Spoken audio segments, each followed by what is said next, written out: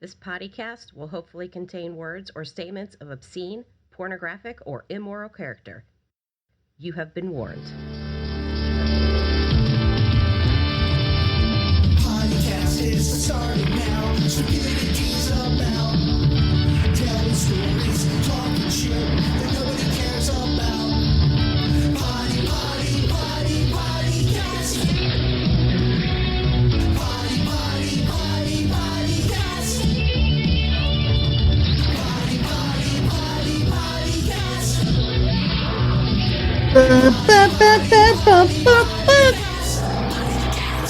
That's the fucking big production from the movie. I don't know what you're talking about.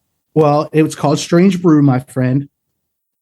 Learn it, live it, love it. Well, no, I saw that movie like forever ago, but I don't remember it like you do, I guess.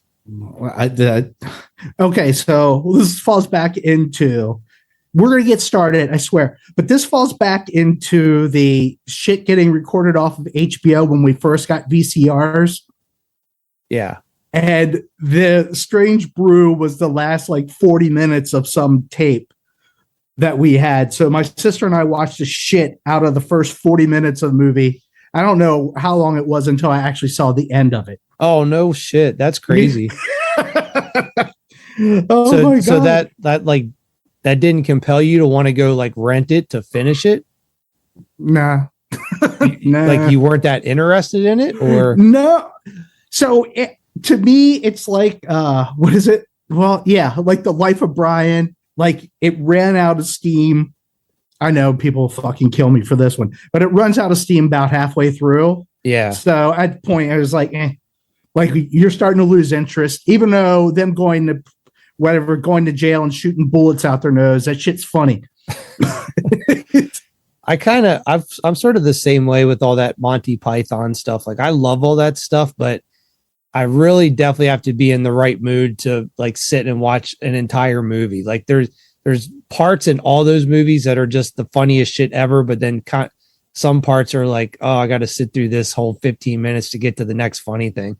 Yeah, and I'm a blasphemer because I'm way into The Life of Brian over the Holy Grail. Like the fucking Life of Brian to me blows it out of the water. Oh yeah, I haven't seen Life of Brian enough to really say one way or the other. I love the Holy Grail though. Just for the fucking night scene is like, yeah. Oh fuck yeah.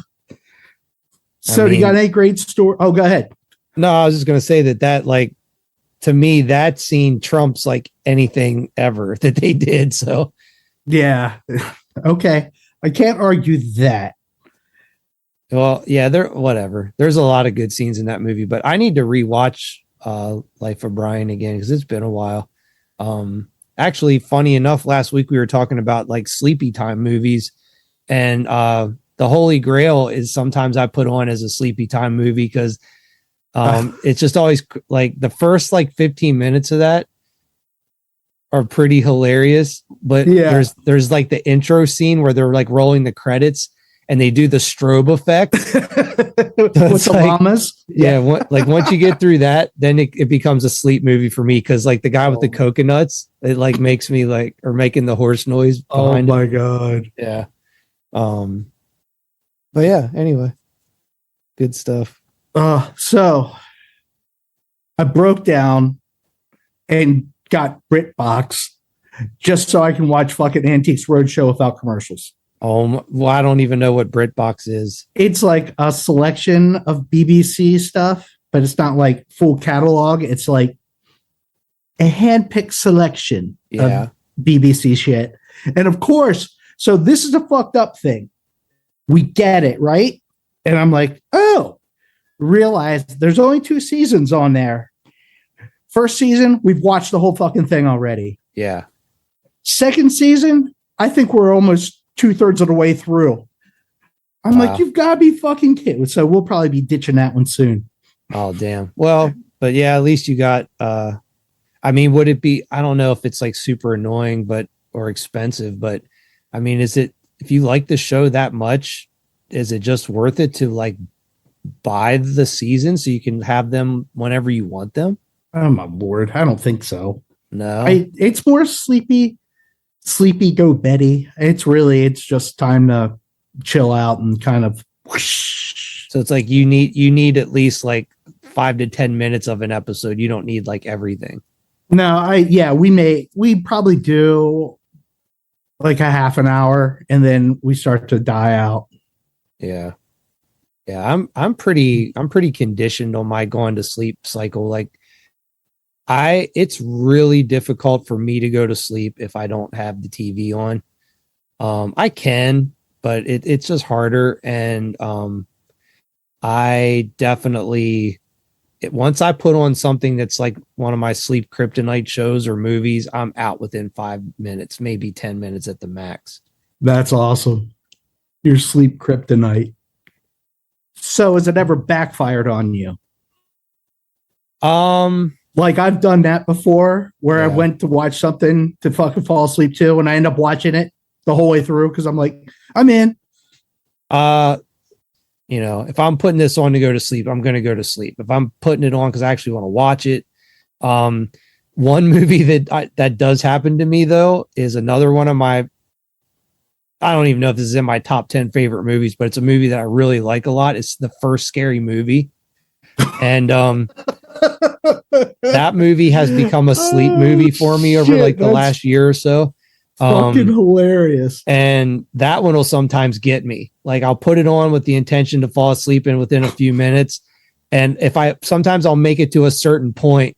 And if I make it to a certain point, then it's like, oh fuck, now I got to watch like the next part that's coming up. Oh my God, like really that's good. fucking funny. So that movie can put me out in like under 5 minutes, or sometimes it takes 35.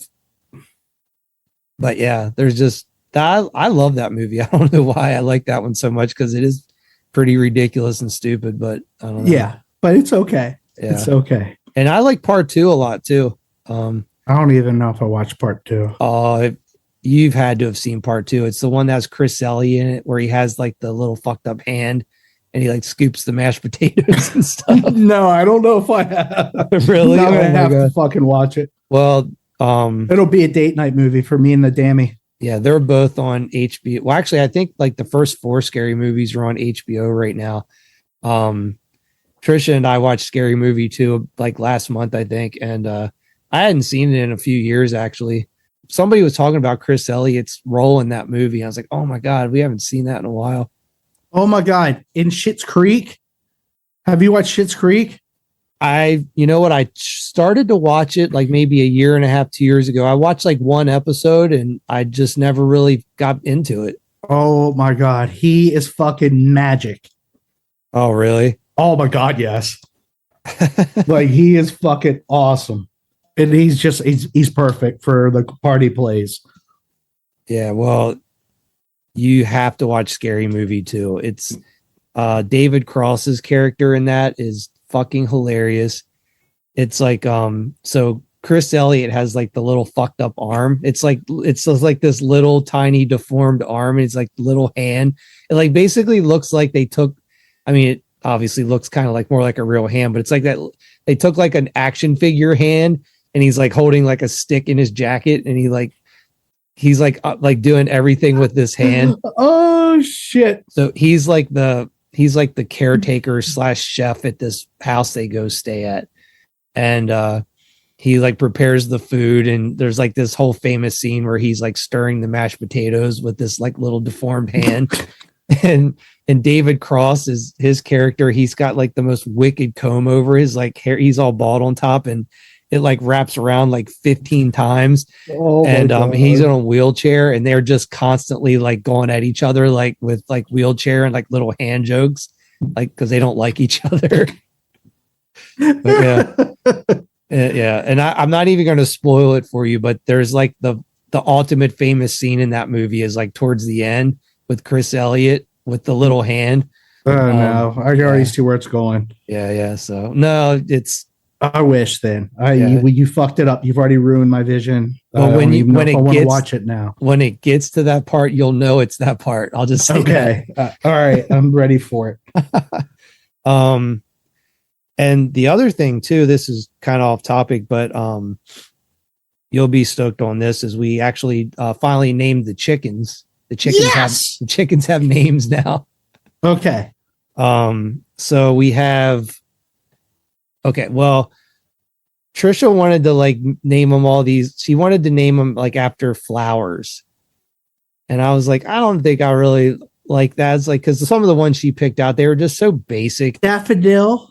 Well, she didn't say that, but yeah, kind of like shit like that. Because we were just coming up with like different ideas. And then I started coming up with like death metal and black metal names. So just because I knew she was like going to be like, no, I don't want to name them that or whatever, but just to like fuck with her. So we kind of came up with like a happy medium. And then I was like, I wanted to name one Mrs. Roper. Because she's like, I want to name one Aunt B. And I'm like, yeah. I was like, it was awesome. Yeah, I was like, Aunt B is pretty cool. I was like, well, if you get Aunt B, then I get Mrs. Roper. Fuck, dude. But then we were like, and then that led us down this whole path of coming up with like TV women names and stuff. And then I was like, how about Jeff Henneman? It's fucking perfect. Yeah. Fucking perfect. She's like, what's that? And I was like, that's the guitar player Slayer. And she's like, well, that would be cool, I guess, if it was a rooster. And I was like, yeah, I guess it kind of doesn't really make sense, but I just thought it was a funny pun. They don't fucking know. Yeah. So anyway, we came up with one of the compromises where I got to use like a heavy metal name, but it's still kind of like a cute girl's name is Abigail, like after the King Diamond song. That was actually, that was on my list of girl names, but Blythe was the fourth runner. So. Oh, nice. Well, and it's cool too, because the chicken that's name is Abigail. She's the silver laced. So she has like the cool feather pattern that like, it looks like she's wearing chainmail. That's fucking awesome. Yeah, I want one of those, but they'll fucking destroy all my other chickens. Why is that? Mine are so small. Like they're like small. And they're all four of them are like really cool with each other, but they're just starting to get into that like pecking order phase. Yeah. They're trying to figure out who's going to lead. That is the fucking best ever. Watching the pecking order. It is so they're totally cool. Like bucking chest and all that stuff. Yeah, it's pretty funny, but they're all like they're like overall, they're really cool with each other and they all sleep together and stuff. All right. So, you owe us 2 more names. Yeah. Well, actually 3. So there's Abigail. There's Olive. We thought Olive was cool. Penny. Because, Penny. Yeah, she is, because she's like she's a black and gold one. Or she's like kind of like copperish color. I know exactly. Yeah. That's cool. And then the littlest one, the lady told us that she was only like maybe 2 weeks max behind the other ones in age, but all of them are growing like really fast. We've had them for 2 weeks and they're already getting like way bigger. But the littlest one, she must have been like 3 weeks to a month behind them, because she either like stunted growth or just really behind in age. But we named her Sweet Pea because she's like the super small one, and Sweet Pea has no chance of like being the leader. She just like literally hides under the other ones when they're fighting and stuff. So I just have to say they're the pussiest names I've ever heard.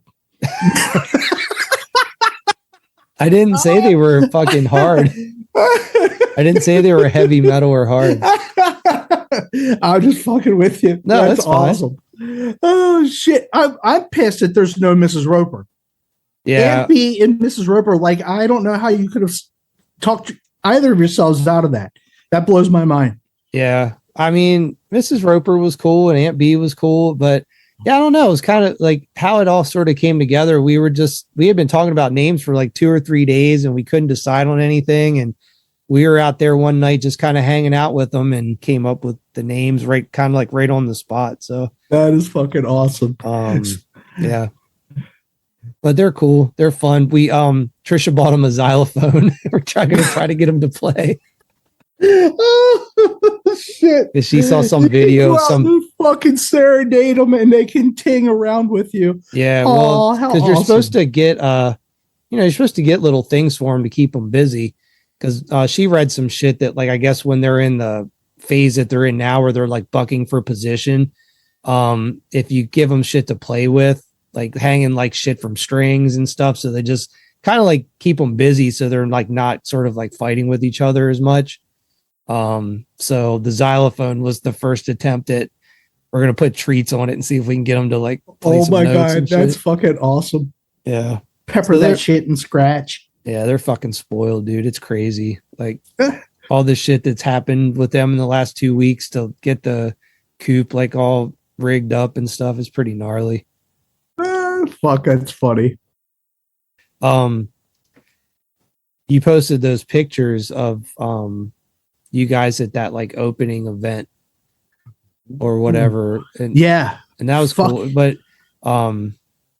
Dustin was like kind of in that one picture, and that's like the first time I've seen him in a really long time. He's like, I didn't realize he had entered like the Silver Fox era of his life. Oh my god, both of them. Fucking Danny's white. Oh really? Yeah, Danny's been white for a long time. Oh shit. Like I saw him like a couple months ago and I was like, fuck, dude, you're old looking. Well, yeah, I mean, I'm in the same shoes, but like those guys actually still have their hair though. So maybe it makes them look even older. Oh my God. It's so crazy. Yeah, it was cool, dude. The fucking project has been a goddamn nightmare. Yeah. It's one of those, anything that will go wrong is going to go wrong. And it has. I've had questions, and I've been doing this shit for a little bit. I had questions about electrical stuff. I'm like, what the fuck are you talking about? And they're looking at me. I'm like, I've been doing this for umpteen years. Nobody's ever asked me where the fuck to put a power supply. Like, that's your guys. It's like, it's just ridiculous. Like, fucking people. But and then you guys got that custom grip tape. Where did you get that done? Is it actually like skate grip tape? Yeah, that's what it is. So the one restaurant we did in Towson, apparently the steps, like all the food comes up out of the lower level. And they're worried about stuff getting spilled on the steps. So Dustin actually was like, grip tape. I'm like, and so I was way into it. And we found this place that did it. I mean, it was actually cheap as shit. Like, and it looks fucking awesome. But I think we have to install it, which is absolutely ridiculous, but it is what it is. Oh, well, you guys should be good at that, though. Fuck. Yeah. I mean, ridiculous. I guess if you don't have to cut it too much. No, we're not cutting it at all because the steps are 44 by, what's the tread? 44 by 11. So it'll fit right on. That's perfect. Well, that's cool. Yeah, that stuff's cool looking too. Like it actually looks like actual, like a skateboard design. Like it looks like an old Dane Peters or something like that. Yeah. It's got that banding on it. Yeah, it's cool. But Splatter Goat. Yeah, boy. Ninjas. Check them out because it was awesome. I mean, the process. That's the place that made the grip tape? Yeah, Splatter Goat. Splatter Goat? I'm going to write that down. I am pretty fucking certain. Now I'm going to look on my phone. Everybody, take a time out. Talk amongst yourselves. I'll give you a topic. Hair gel. Go. Hair gel. Well, that's a topic I have nothing to add to. Yeah, Splatter Goat. Okay, cool. Preston, you're the best. The other thing that I was going to bring up today is that my guitar shopping has increased since that podcast, because the more I don't know, after we did that, I was just thinking, I was like, man, it's like I started finding some old pictures of me playing my old Ibanez, and it's like, man, I fucking missed that guitar. And I was like, I really kind of had my mind set on wanting to get an Ibanez again. So I've been putting in some work, like just sort of researching all the models that have come out in the last like 15, 20 years and just what's out there and like what vintage ones are out there. Surprisingly, I don't know if it's just the timing or if like they're just really that rare, but it is like almost impossible to find like an 80s Ibanez. Like I haven't found any. I've found like one or two so far. Like I found some like mid 90s era ones. But but I haven't found any that are in sort of like the range of like the one like Matt had. I haven't found that exact one, but I am 95% certain that's either a 550. Is that right? Maybe. A 550 or a 770. Yeah, I don't know. I've been looking at a bunch of different ones, but I have to say, I had said on that other podcast that I was really looking for like a more like a stop tail one. You know, I don't really like Floyd Roses, and I don't know, man. I have to say, the more I've been looking at them, I was kind of like, maybe it'd be cool to have a Floyd Rose again, like if it's on like a decent guitar. And then I realized that Ibanez, it's like hard to find an Ibanez that doesn't have a Floyd Rose. I was like, getting ready to say I can't unless it's like a hollow body. I would assume they wouldn't have that. They've made or some like models a semi-hollow. Well, they've made some models in the last 10 years or so that are like more mid-range that, you know, don't have Floyd Rose. But I have to say, like, all the ones that I've looked at that I like do have a Floyd Rose on them. And I don't know, man, I've seen a couple that I'm like, fuck, that's like a pretty fucking badass guitar. And they're like pretty reasonably priced too. Like even the new ones, like you can get a brand new Ibanez with like a Floyd Rose and just like windshield wipers. It just, I mean, it's like a sick fucking guitar for like $450 ship. Oh, that's not bad. And Fuck I mean, no. it's like, I think the one I was looking at, it's like a RG 450DX. And then there's one that's like a 550 something. Yeah, the 550. Like I did. This is so stupid. Is I actually went onto the Ibanez website and started looking and finding the models that came out the year, like that were in production while we were playing that Matt would have bought. And I narrowed it down to, like I said, it's the 550 or the 750. Yeah, see, I didn't go to that level yet. I've just been looking on like Reverb and eBay.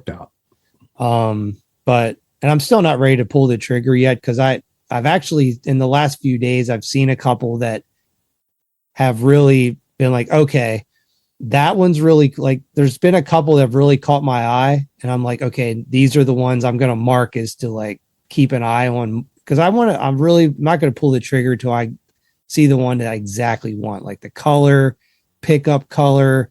And a big thing that I don't like, which has been hard too, is that all the modern Ibanez, they have the headstock color matches the body color.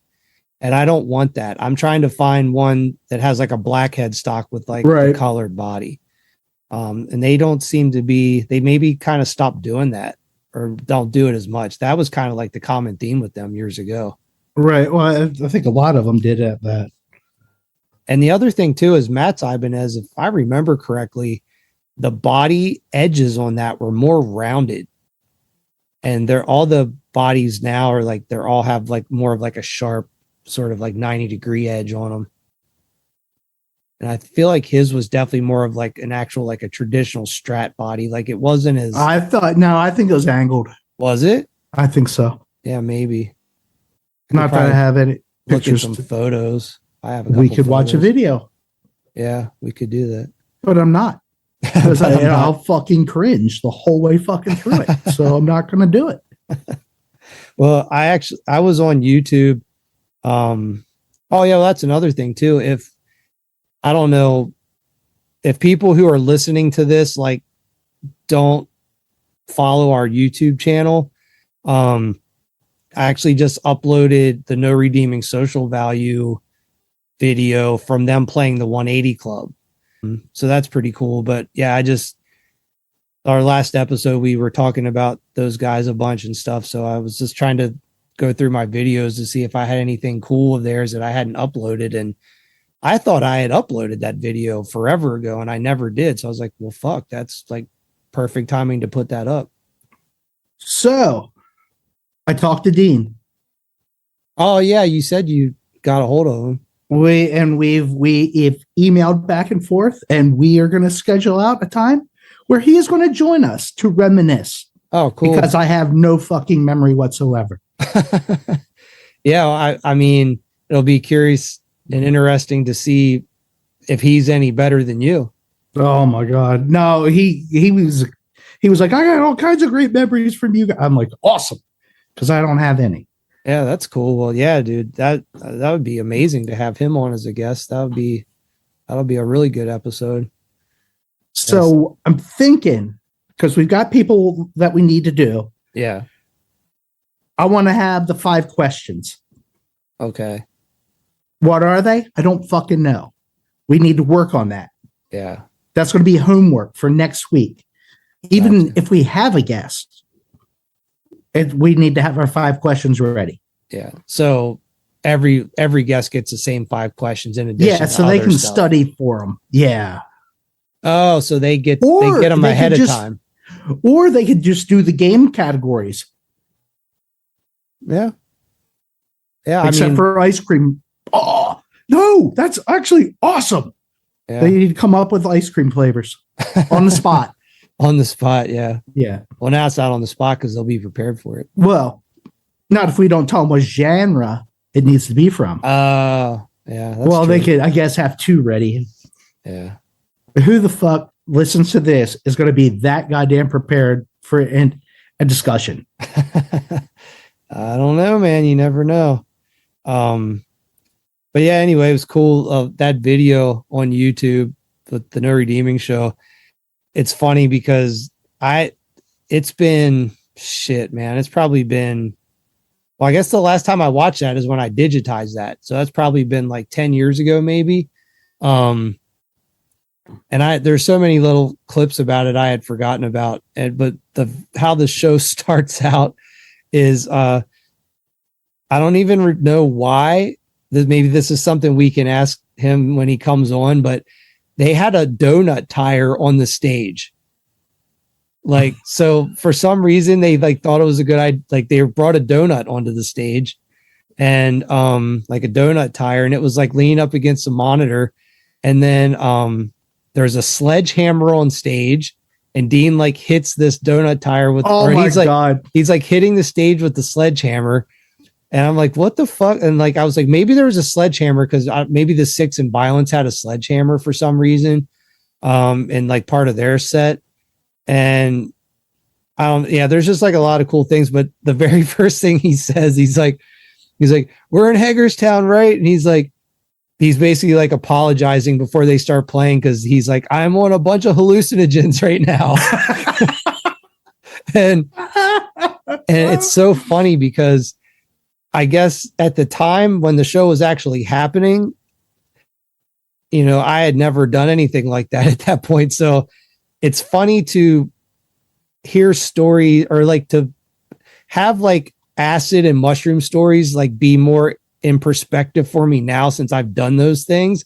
Right. I didn't do them back then. So it's like now when I can like think back to, oh, like that never made sense to me when it was happening, but like now I get it.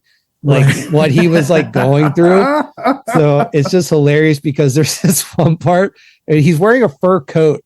So that's the other thing. He has like no shirt on, no t-shirt, no shorts. He's wearing like boxer shorts and a fur coat. And there's this part in like the 3rd or 4th song where he like gets down on his hands and knees and he's facing the camera though. And he pulls the fur coat like up over his head and he's like doing some weird movements like under the fur coat. And I was like, oh my God, that's like such a fucking like acid move to like, oh my God. Now I got to fucking watch it. Yeah. It sounds like money. And yeah, I mean, there's just so many times where he like turns his head and you can see like the profile of his face and his eyes are just like so fucking big. And I was like, oh my God, like this is great. Like he was just like so awesome. Fucking gone. But so it was pretty amazing like how well they played the show. I don't know if any of the rest of them were like tripping or anything, but he was just definitely like had like textbook tripping mannerisms. It's like so funny. That is fucking awesome. Yeah. And another cool thing of that show too is on the stage, the guy, I'm pretty sure his name was Paulie. He's the one singer of the Six and Violence. He's actually the dude who passed away years ago. But yeah, he's like on the stage with them the whole time, kind of like helping off to the side. He's kind of like was their Clevenger, I guess. Oh my god, that's funny. But you see him like pop in and out of the screen a couple times, so that's cool. Like anybody who knew those guys, personally or whatever, that's like a cool little shot to see him and stuff. Oh. That's so fucking crazy. But yeah, I'm gonna have to fucking watch it. I want to cycle back to before we went live today. Chicken names. No, not chicken names. Oh, okay. To cycle back before we started, because there was a conversation going on in the background that you said we were going to wait until we got on the air. Okay. So Gavin, our rock star, is starting to work at the liquor store, right? Like this is new. He's still in his trial period. Well, hold on. I got to stop you already, because Cooper was working at the liquor store, right? Well, apparently they both work today.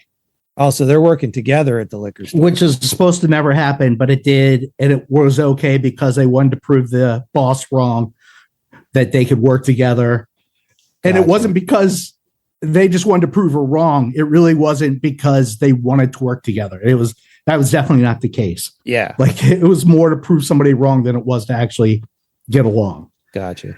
So anyway, day 2, Sunday morning, I'm coming upstairs to process the podcast, and everybody got to hear the Spidey theme. Oh, cool. I dropped the Spidey cast theme song last week, I believe. Oh, you did? Oh shit, I didn't even know. So cool. behind the scenes with us, that shit all gets added on. I wish we could do it in front, like so we could hear it and come in on time, but it doesn't work that way with us. Yeah. So just get what we get. Yeah, I'm gonna figure that shit out eventually. So anyway, I'm up here, nice, and I start, and we just came home, and I called to make sure he was on his way to work, and he was.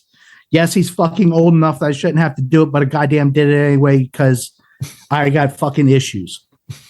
So anyway, I FaceTime him, and he doesn't pick up. I FaceTime him again because, like I said, it's the 3rd floor. I am not fucking going up there until they're both moved out, and I can just fucking blow the whole place out. Yeah. I don't even want to go up and see it. So he picks up the second time on his FaceTime, and he's like, "Dad, I'm walking to work right now. Can't talk. I've got to pay attention." And I swear to God, fucking 10 minutes later, he walks in the fucking door to the house because he wasn't paying attention, and he walked across the street and got hit by a car. What? Oh my God. This is like... He full on cut across the fucking road and got hit by a car. He said he didn't hear it because it was an electric car. And he fucking got hit. It was like, boom. So he showed up, and he's like, "I think we got to go get stitches." And we did. Yeah. But he's alive. There's no damage. No autopsy, no foul. Yeah, well, I was going to say, I mean, he was standing there and looked totally fine. So I was like, yeah. So anyway, I'm shocked by that. Apparently today was officially, I guess, day 2, because day 2 he got hit by a car and couldn't go in. Day 3 showed up, Christ. And the manager / I believe she might be owner. She's the daughter of the owner. Anyway, she was like, "We're gonna get you cleaned up, get your hair cut, get you shaved, get you some fucking real pants, and get you some pussy."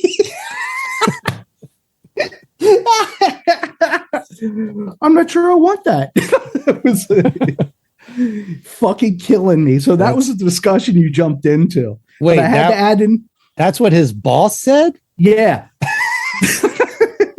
She told me he was going to get some pussy. Oh my God. That is fucking awesome. Well, so yeah, you like glossed over the fact of him getting hit by a car way too easily. Like, what the fuck? Like, you got to give more details on that. I mean, obviously they must not have been going that fast because he was like, he's okay. Here's the ironic thing. They were heading to the liquor store anyway. Oh So my the guy, God. so the guy picked him up. They drove him to the liquor store. The guy got his smokes because he was going to get a pack of smokes. And I don't know if he dropped Gavin back off or not, but Gavin went in. It's like, hey, I think I got to go get stitches. I got hit by a car. So he came in. Oh So, my God. like, I mean, what actually happened? I mean, it wasn't like he got tossed over the car or anything. I don't know. He said he's hurting right now. He like busted his eye open. He has a bunch of stitches above his eyebrow. Yeah. And his knuckles are all fucking wrecked up from hitting the pavement. Like, we haven't went in depth about like how he got hit and what happened. Like, he didn't get that play by play. Gotcha. Like, I don't know if he rolled over the hood or if he just got ground under the fucking tire. Like, I don't know. But he was just apparently wasn't paying attention Jesus. and was like, hey, I'm going across the road. Fucking went just right into the car.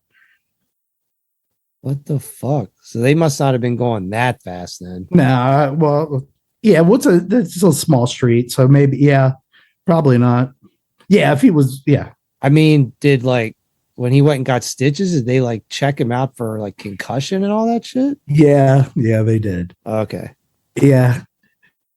But Yeah, it didn't matter. I'm having a real problem with the fact that you're just like don't seem that concerned that he got hit by a car. Sorry. It's been a while. After a couple years of parenting, that shit, it doesn't phase you because nothing surprises you. Yeah, I mean, I guess so. I don't have that perspective. So yeah, maybe I'd be the same way. Maybe I'd be like, oh, that's what you fucking get for not paying attention, you douche. Yeah, basically that's where. But the best thing is he fucking owned it. He told the guy, it's like, it's my fault. I walked out right in front of you. He's like, there's nothing you could have done. Yeah. So maybe that put that guy to ease. I don't know, but it's fucking funny to me, Gotcha. not to everybody, but for those of us who were here and experienced it, it was funny. Fuck. Yeah, that's crazy. I finally fucking remembered really quick what the thing I wanted to mention. I had one other thing is I thought of another guilty pleasure. French 60s pop. Fuck, I remember this. I totally, when you were back here a couple years ago, you fucking were showing me this stuff. I'm like, what in the fuck are you talking about? Oh yeah. Yeah, that's right. I do remember like exposing you to that stuff. So yeah, like there's a lot of different artists. The one in particular that I like is France Gall. And yeah, it's just like this like weird, like I don't even know. It's just like weird, like bubblegum pop kind of stuff from the 60s. It's just like really happy go lucky kind of female singing stuff. She sings all in French. She does some stuff in German too. But yeah, anyway, that's like a huge guilty pleasure of mine. I'll link up some of her stuff, but I love that music. I think it's her in particular. I think she's like really cool, and I like dig that music, but it's definitely like way out of my normal wheelhouse of stuff I would listen to. So, all right, to add on to this, one, bands from like side bands, good band, or that were okay. Duran Duran actually had two side projects. Oh, wow. Like part of them went and did Arcadia, which I think was the two people that were involved with the Power Station with Robert Palmer. Oh, nice. And they did like the Bang a Gong cover, and I think they did something else. But anyway, Dammy reminded me of that. And to bring up this whole weird genre talk. Yeah. So at the dentist today, Blythe and I go together and we sit in the office while each of us gets our teeth cleaned. And the hygienist was blown away by the thought of K-pop. She was having the hardest time grasping what the fuck K-pop was. Huh. Like it just in her head, she could not process that there was music made in Korea that was pop music that was in Korean. Like it just, Yeah. She totally was blown away. Well, the K-pop thing is what reminded me about the French that's stuff. funny. Yeah. So it was funny. Like the woman, it was just completely, and she's 26. She's the young lady. Yeah. Was like, it's just blown away. It was so funny because you could just see the fucking gears clicking in her head, like, and it just wasn't happening. And I was like, it's not that big of a stretch. And add on top of your whatever the fuck French pop, that was the night I introduced you to baby metal. I do remember that. Yeah. Yes. I'm still on the fence about baby metal. Like, my God. I'm neutral when it comes to baby metal. Like, I don't have any hate for baby metal, but I also I just don't get it. I don't know. It's fucking awesome. It just exists in the world, but I'm indifferent to it one way or the other. So that's where Blythe blames me for bands like baby metal, and we listen to one called Band-Aid. That's like an all-girl, like they were more metal punky. Like the first albums for both of them are far better than the new stuff. The new stuff I can't do it. Yeah. Can't do. Yeah. Well, so I don't even want to go down this rabbit hole too much because this could be something we delve into and like with guests and stuff. But the one thing you had just said, it kind of made me laugh about, because this is something funny to bring up, is when you were mentioning about this lady at the dentist, like not understanding you explaining K-pop, like you could see like she wasn't getting it. And it's like, how many times have we collectively probably been in a similar situation where you tell someone you're in a band and they ask, what type of music do you play? And there's like, yes, there's always, I think about this often, actually. It's like, it's become like, there's like a science to it. There's a science to learning a stranger's body language in order to know how much you can explain to them about what it is you actually do when you play in sort of like an odd genre of music. Whereas like, if if we were a bluegrass band and if someone was like, what kind of music do you play? You would just immediately spit out bluegrass because it's an acceptable form of music that like the majority of people in some form or another have either heard or like or listened to.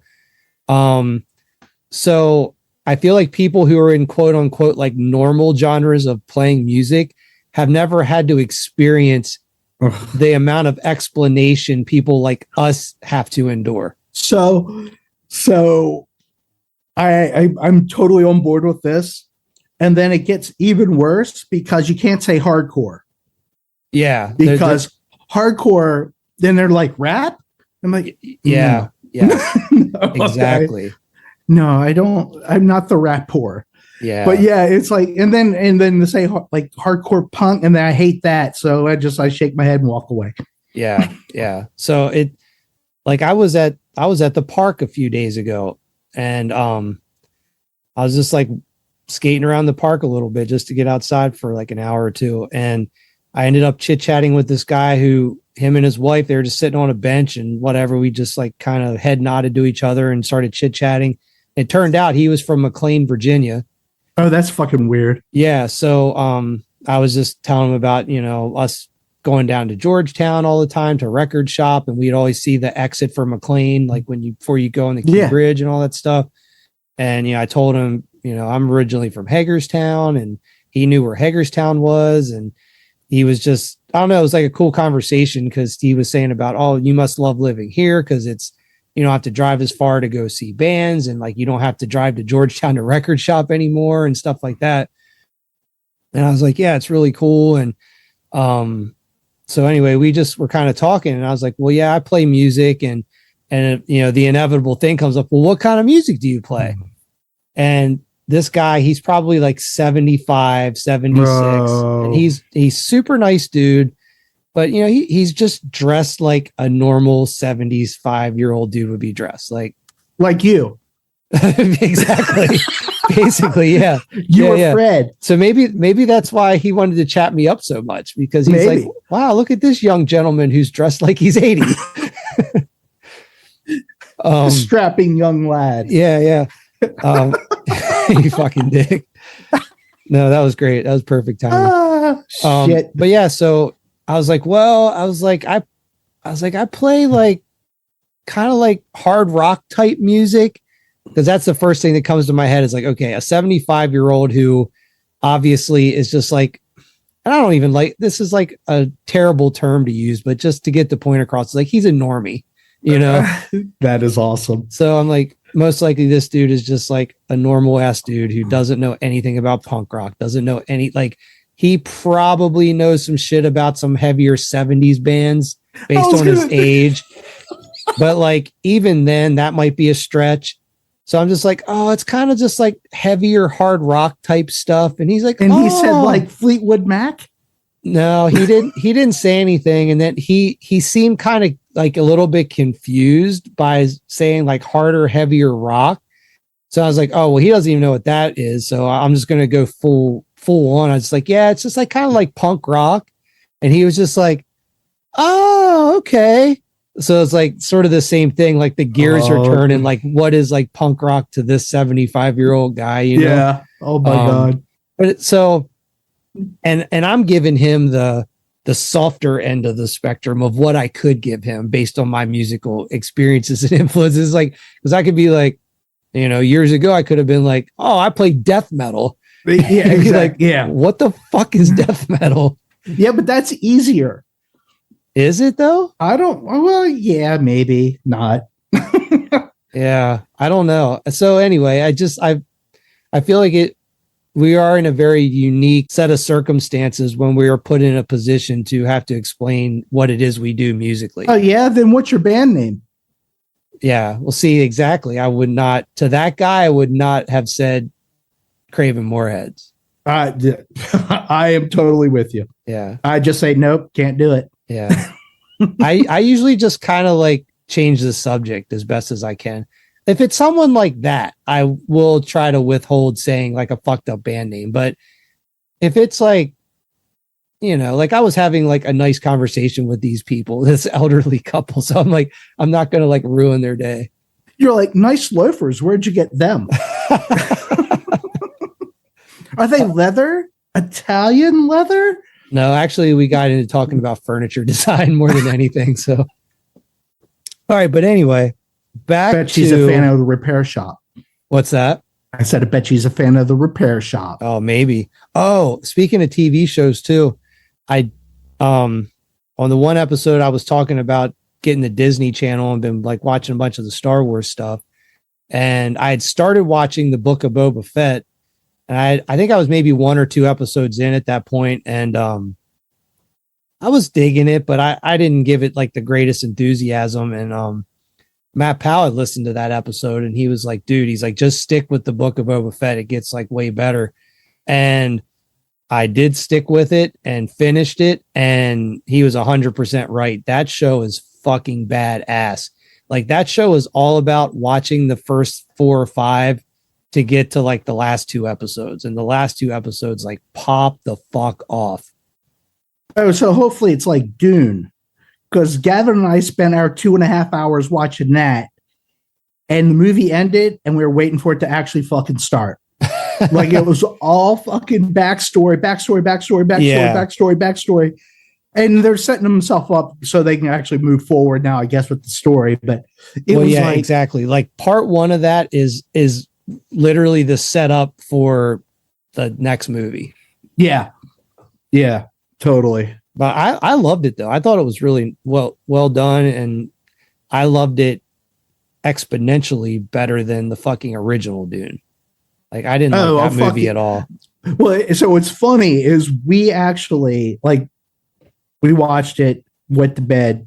Next morning we both see each other and we're like, I think I liked it. Wasn't an instant like.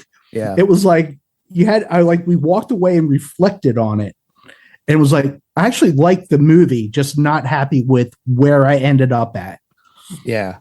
I got you. And I'm like, I don't need total closure, but it didn't even feel like a complete story. Like it really, it was a fucking journey that you were a quarter of the way through, and you're like, okay. It wasn't because like Lord of the Rings, at least there was like it felt like you had a terminus.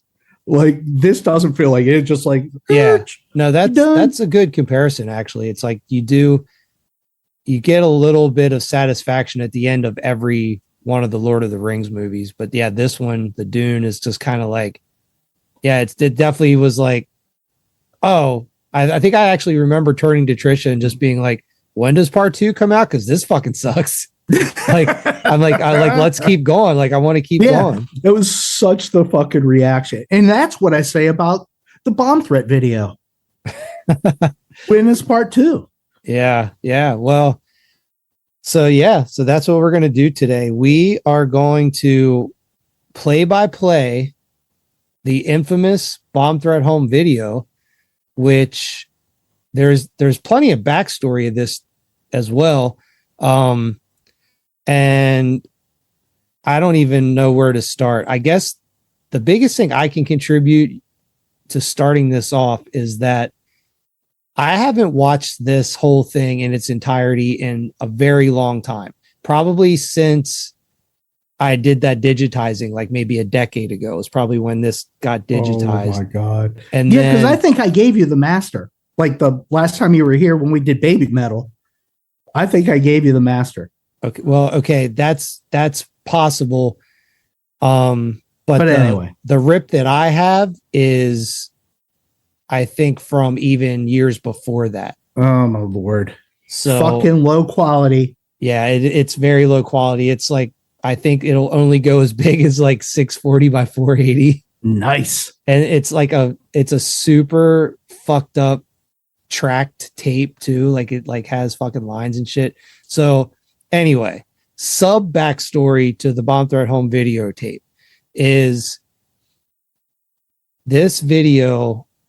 Curtis made this. Well, I would say you made it. I was there for moral support, but you made the video, and we'll get into the backstory of it. But there was a Lawn Dart played the final show at the 180, their final show at the 180 Club, and that show was taped. And my theory is that the Lawn Dart final show tape got taped over with a copy of the bomb threat home video. And that sounds like a good thing. And it's not a good thing. It's a horrible thing. It's a terrible wreckage of important part of history.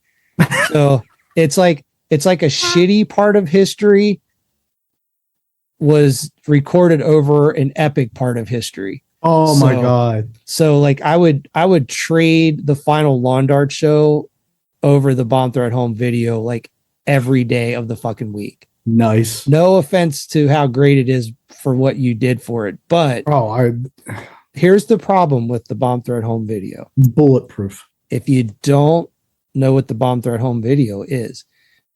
So there's some people that do know it exists. There's some people that have seen it. The goal is for no one to ever see this, because again, if you got to see it back in the day, that was your one chance to see it, because there are so many things in this video that break all kinds of copyright rules.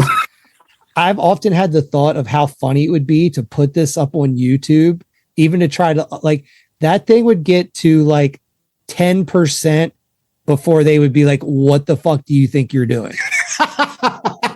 That would be fucking awesome. Like that would be worth videoing. Yeah. Do you not know anything about how life works in the last 20 years?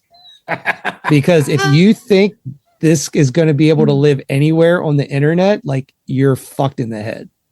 Oh my God. With that being said, we're going to watch it together today for the first time in a really long time. I don't know. How long has it been since you've seen it? Probably since we made it. Oh, wow. So that's been like 26, 27 years then. Oh my God. Yeah, this is going to be painful. Yeah.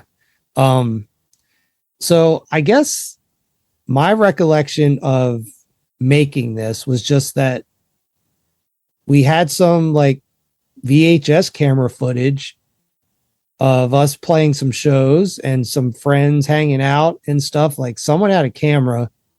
I didn't have a camera yet. So someone else got all this footage. I don't know where it came from. I don't know who had a video camera back then, because this footage is from like 93, 94-ish. Maybe a little, some from early 95, possibly. And then you, from what I remember, had the idea like you wanted to take all this footage and put a video together. That would be correct. And I will buy that. Yeah, I don't remember what spawned you to even have this idea. So I, like, when I wanted to go to school, like I wanted to go for like production, like it was video editing production. Like that's what I wanted to do, but we didn't do it.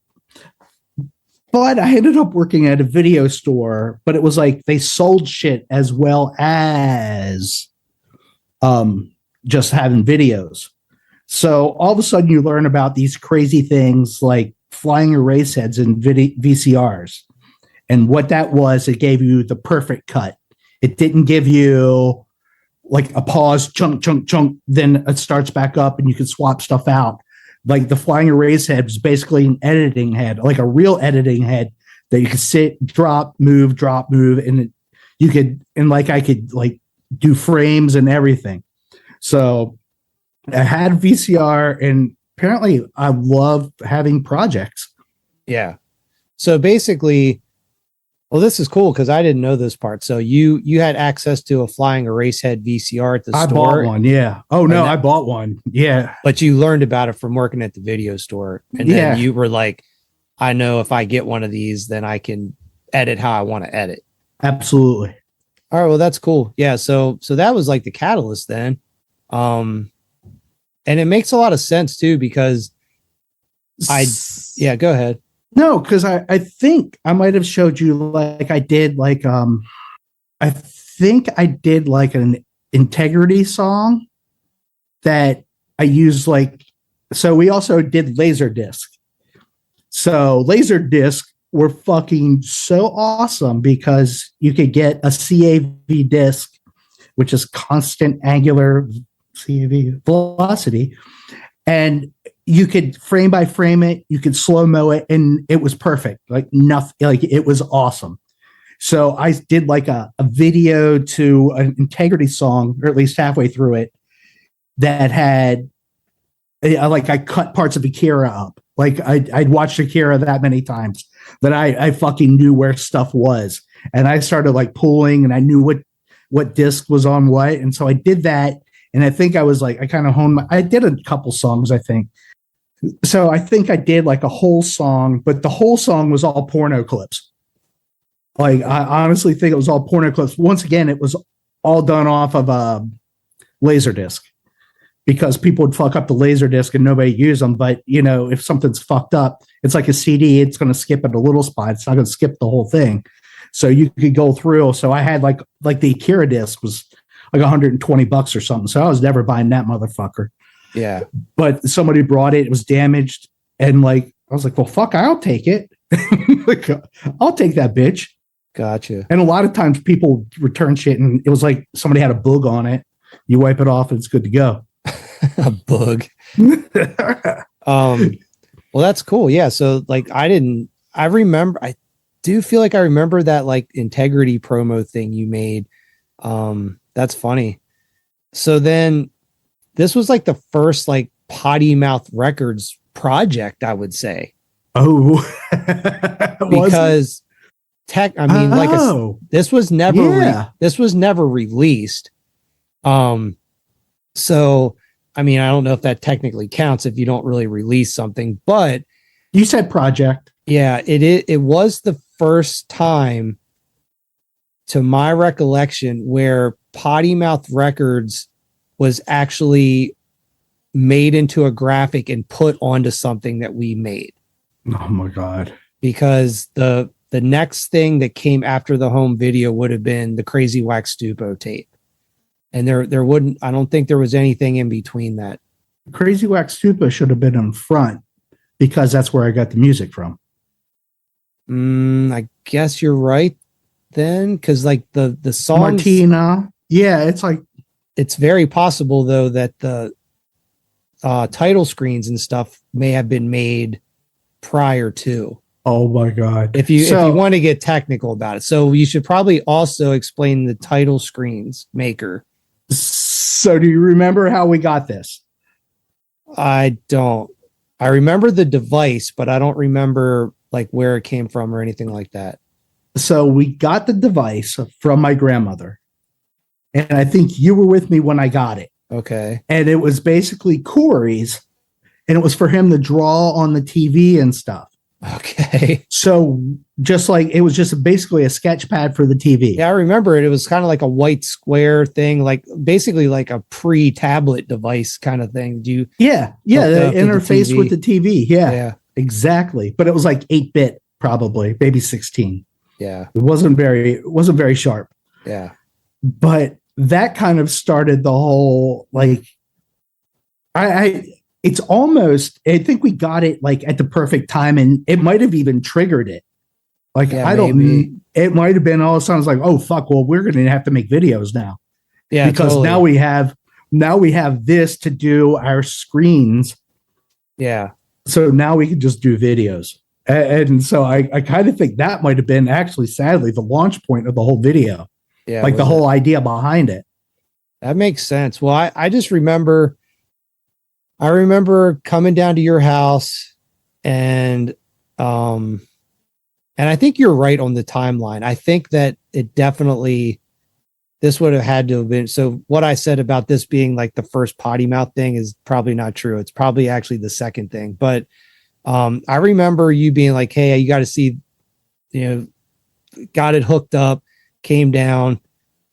And I just remember us like drawing on the screen and just remember being like, oh, like it was a fucking eureka moment. Yeah. Yeah. Like, oh my God, we can like draw shit on the screen and like make title screens. And I think, so I remember though, that the way this thing worked is you would we would make the title screens and then you would have to record that screen for like a second to make it like a freeze frame screen. Yeah. I think you're correct. So you have to keep in mind, this is all before, like maybe there was like nonlinear editing at that point, but it was probably very, very in the beginning. This is when Jurassic Park was done on the toaster. Okay. But that time period, but that shit wasn't readily available to the public. Yeah, that was like tens of thousands of dollars to get shit like that probably. So this was like old school editing with like 2 VCR or like a laser disc to a VCR deck. And yes, we do use a laser disc in this process because as we'll find out coming up, there's a fantastic video. Yeah. So there's parts of this that make me sad that we can't share it for people to see, because I feel like this is sort of like there's just so much about this video that calls back to the ingenuity of that time, that like basically this video to me, it like really sums up our ability to like make shit happen when like we never really had maybe like the proper skills to make shit happen. Like if there's one thing that you've probably, if the listeners have learned about us throughout this podcast, is that we make shit happen, like no matter what. And I think this video is like a really good like indicator of, when you want to do something, you can make it happen. Like, even if you don't have the right tools or like the right knowledge, like you can just like make shit happen. Yeah, it's crazy. Yeah, I totally agree. Like, it definitely shows the fact that it's like, fuck you, we're going to knock this out with the dumbest shit possible and still do it. So anyway, I think without further ado, all right, like, you get that fired up, and it's going to be an official potty break. It's time for an official Potty Mouth Podcast potty break. I've already bitched that this is going to be a half hour of pain. But well, it's going to be pain and pleasure. Pain and pleasure. Love it. All right. Are you ready? Fuck, not really. All right, let's go. All right. So here we go. First time I'm seeing this in 10 years, probably 27 years for Curtis since he's seen this. All right, here we go. So right now, the video looks like it's clocking in at pretty much exactly 30 minutes, which seems really long. So I don't know. Oh my God. Let's see. Okay, hit and play. Here we go. Right now we have an FBI warning, which is funny because that's stupid. Yeah, because it's like basically we're like warning ourselves that we should never do anything with this. Oh shit. Okay, so first screen. See, this is going to be boring as fuck for anybody listening. No way, dude. I'm snapping pictures. If I ever figure out how to work my phone. Yes, I'm that old. The very first title screen is the Potty Mouth Records logo that was drawn on the toy tablet device. Oh my God, dude. All right, I might love it. I don't know. I'm not sure. I'm assuming you drew this. I don't know. One of us did. Oh my God. Yeah. Okay, so we're continuing on. Oh my God. Okay. So apparently we had a production company. Fuck yeah. Called A Late Night Production. In association with. And there's music playing in the background. And I think the music was the default from the tablet. Yeah, because I do remember that having music that you could like draw with music playing. Yes. Yeah. Okay. So we're a late night production in association with. Don't even know. Oh my God. Okay. So you're going to have to tackle this. I remember this name, but I don't remember the origin of this name. I was hoping you could help me. Yeah. So we were in association with Simon Q Steel Nuts. I don't know who that was. Is that you or me? Or was it just made it up? Yeah. I just made it up. I'm assuming this was just sort of coming from the porn element or something. Maybe. Holy fuck. That's horrible. Okay. So Simon Q Steel Nuts. Oh my God. So that's pretty cool. So, okay. So here's our first edit, or here's your first editing mistake, or maybe there wasn't any way around this, is somehow another audio track got looped in. So you hear two audios playing. Did you notice that? Yes. So when this kicks in, listen.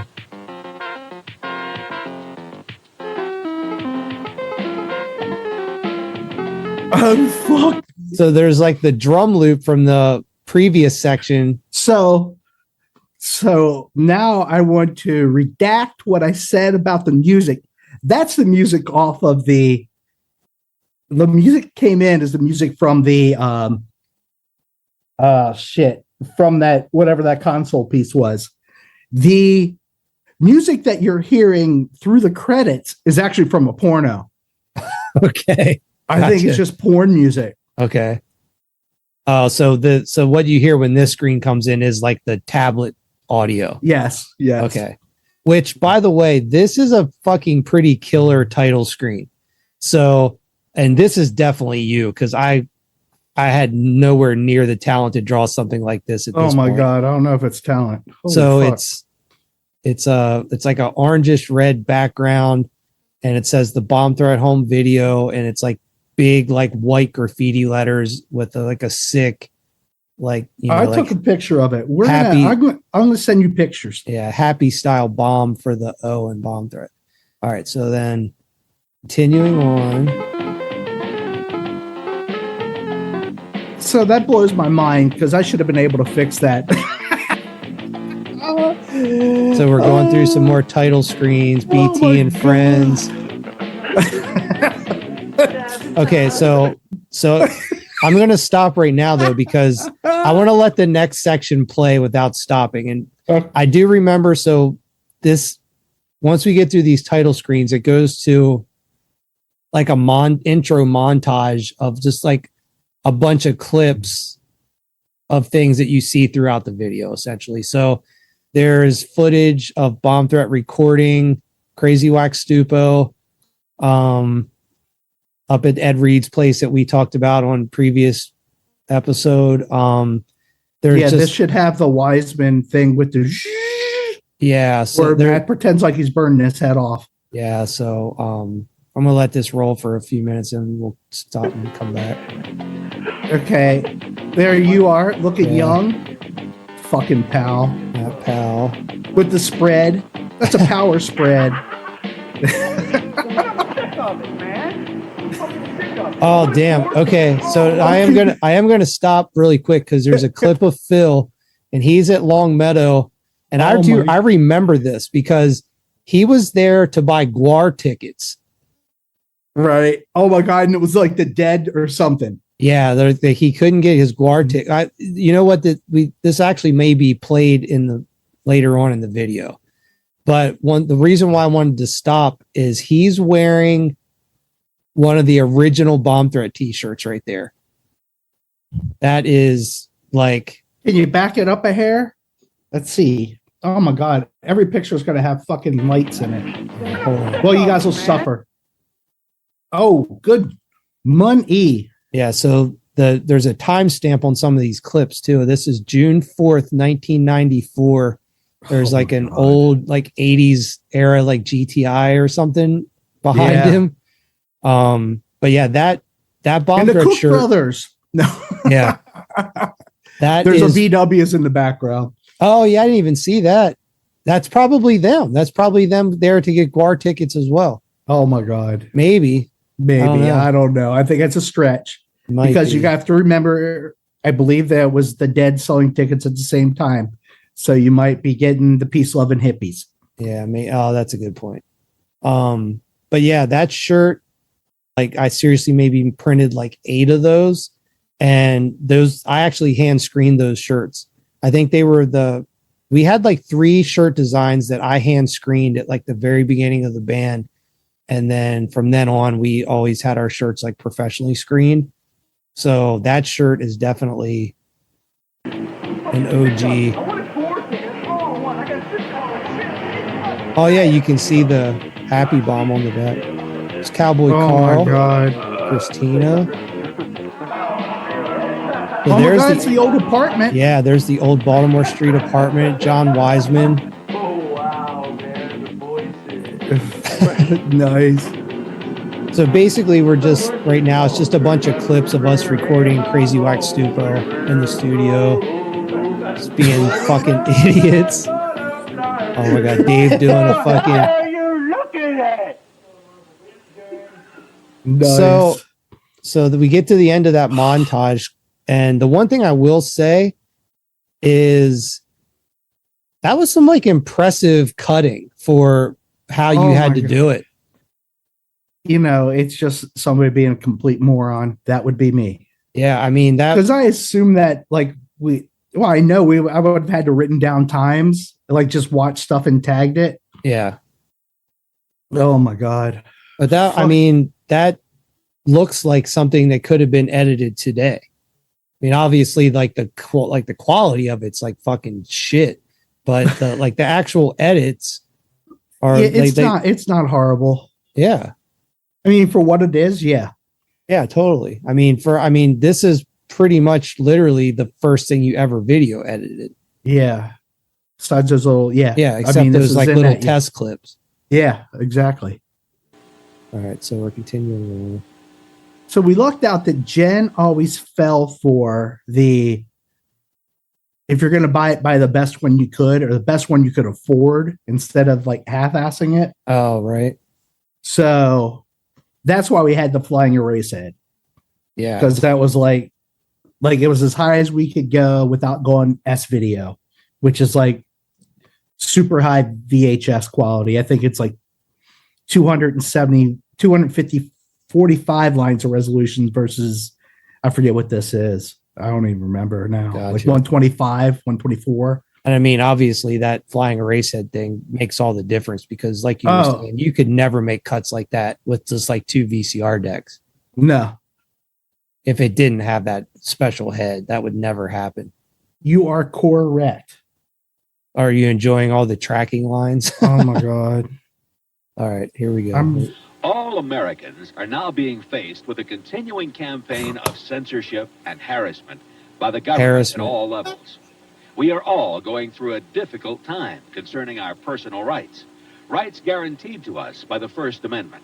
All right, so what is this? Ahead. Yeah, so basically right now what we're seeing is it's like a stock clip basically of an American flag waving, and there's text coming on over the screen with the guy's narration. So at one time I was convinced this was Phil Hartman because there's a couple things, and he was known to do voiceovers. Okay. And we borrowed this from a porno. Yeah, I do remember this came from a porno. So fire away, Lucy. You see, the government is trying to censor what you want to hear, say, and think, even if it's in the privacy of your own home. It does kind of sound like Phil Hartman. And now I sort of remember this, you being like all hell bent on like, I think that's him. There's like a couple things he says that's like out of like an announcer guy voice and into like the Saturday Night Live voice. I was going to say, because it almost sounds like one of his SNL, yes, colon blow or something. Yes. All right. They are trying to legislate new laws that apply censorship to videos, books, records, and photographs. These laws give broad powers to the police and prosecutors to seek to stop the distribution and exhibition of material. Maybe this went on for too long. Oh, we definitely. I think we agree. This form of censorship goes against our Bill of Rights. I think we should put this in the fucking intro. Country. Do you want to lose the right to read whatever books you choose? Buy it's going on way too long. Or visit any museum exhibition there was a reason. Yeah. Do you want to lose the right to own or rent adult films or videotapes? Of course you don't. Yeah, I don't. But censorship is an attempt on the part of the government to legislate your choices and freedom of expression. I urge you to take an interest in local, state, congressional, and presidential elections. Write to your congressman or state representative and voice your opinion to them. Support only those candidates. Holy fuck, Phil, get it over with. Yeah. God damn. Okay, so this was the first creative misstep. Yeah. This was a good clip. It just goes on for way too long. Yeah, we should have cut it back at the porno part.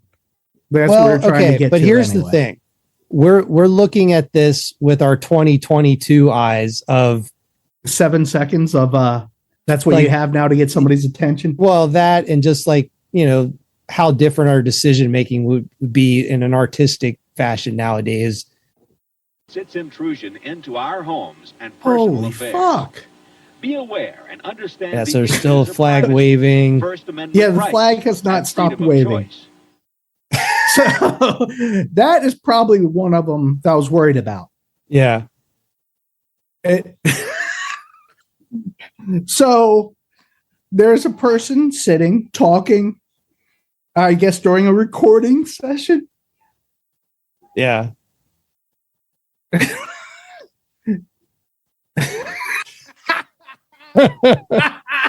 There's definitely a person right now giving their best idea of the best way to perform cunnilingus.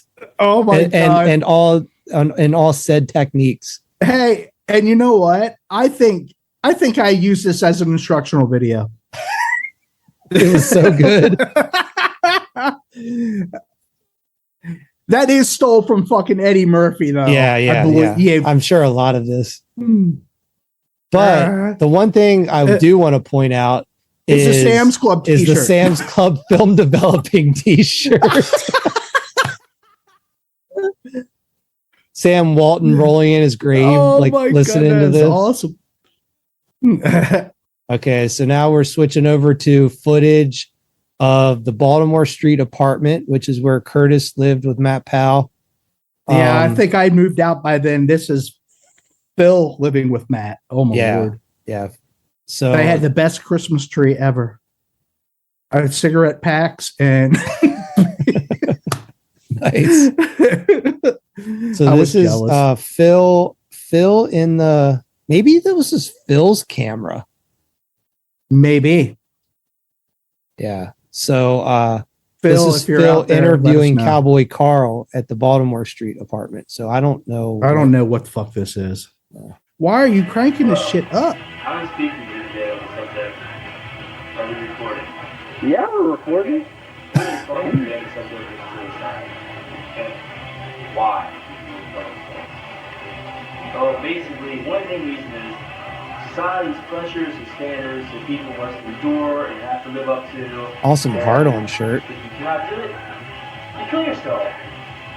Is that it? Basically, it boils down to life fucking sucks, so why live? Kill yourself so I don't have to look at your disgusting piece of shit face.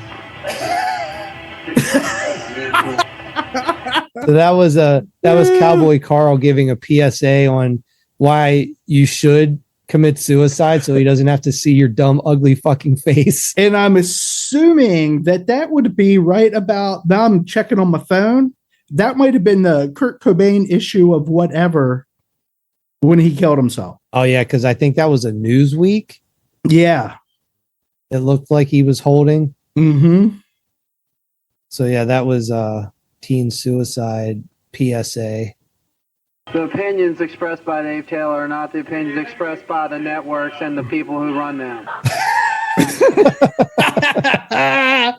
April, yes. 94, yes. Right. Yeah, so that definitely would have been it, because that Oh would that my timestamp God. say May 3rd, I think. Yeah.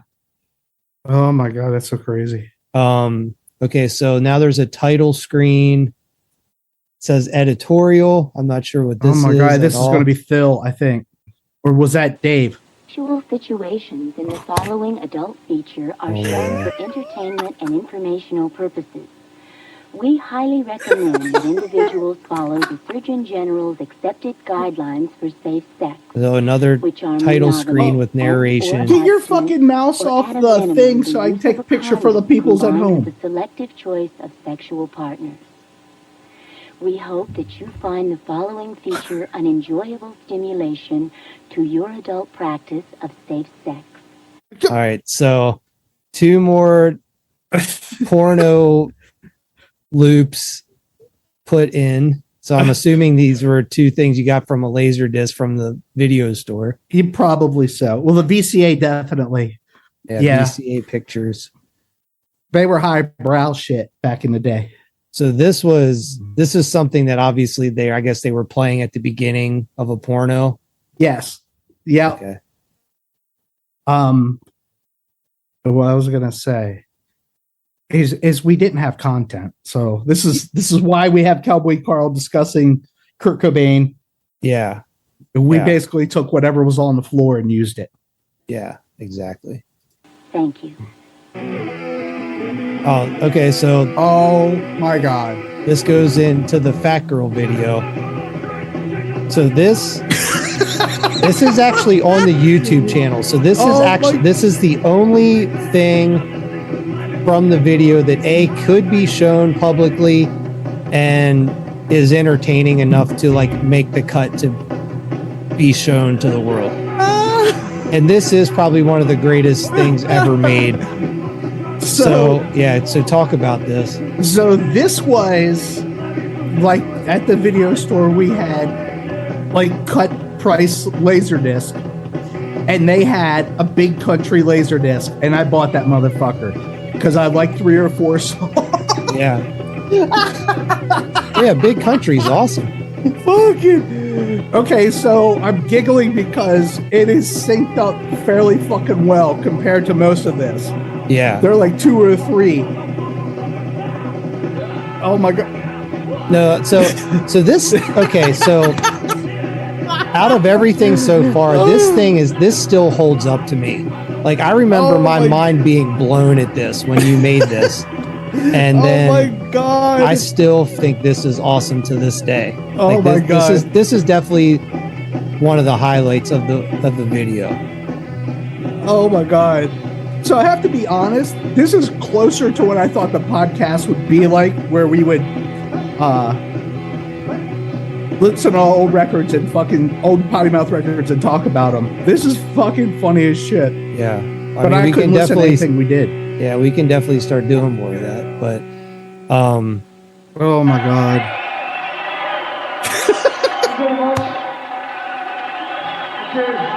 Yeah, so they're thanking the crowd.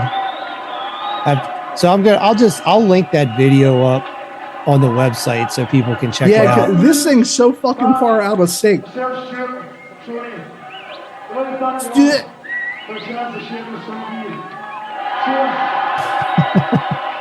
Oh my god.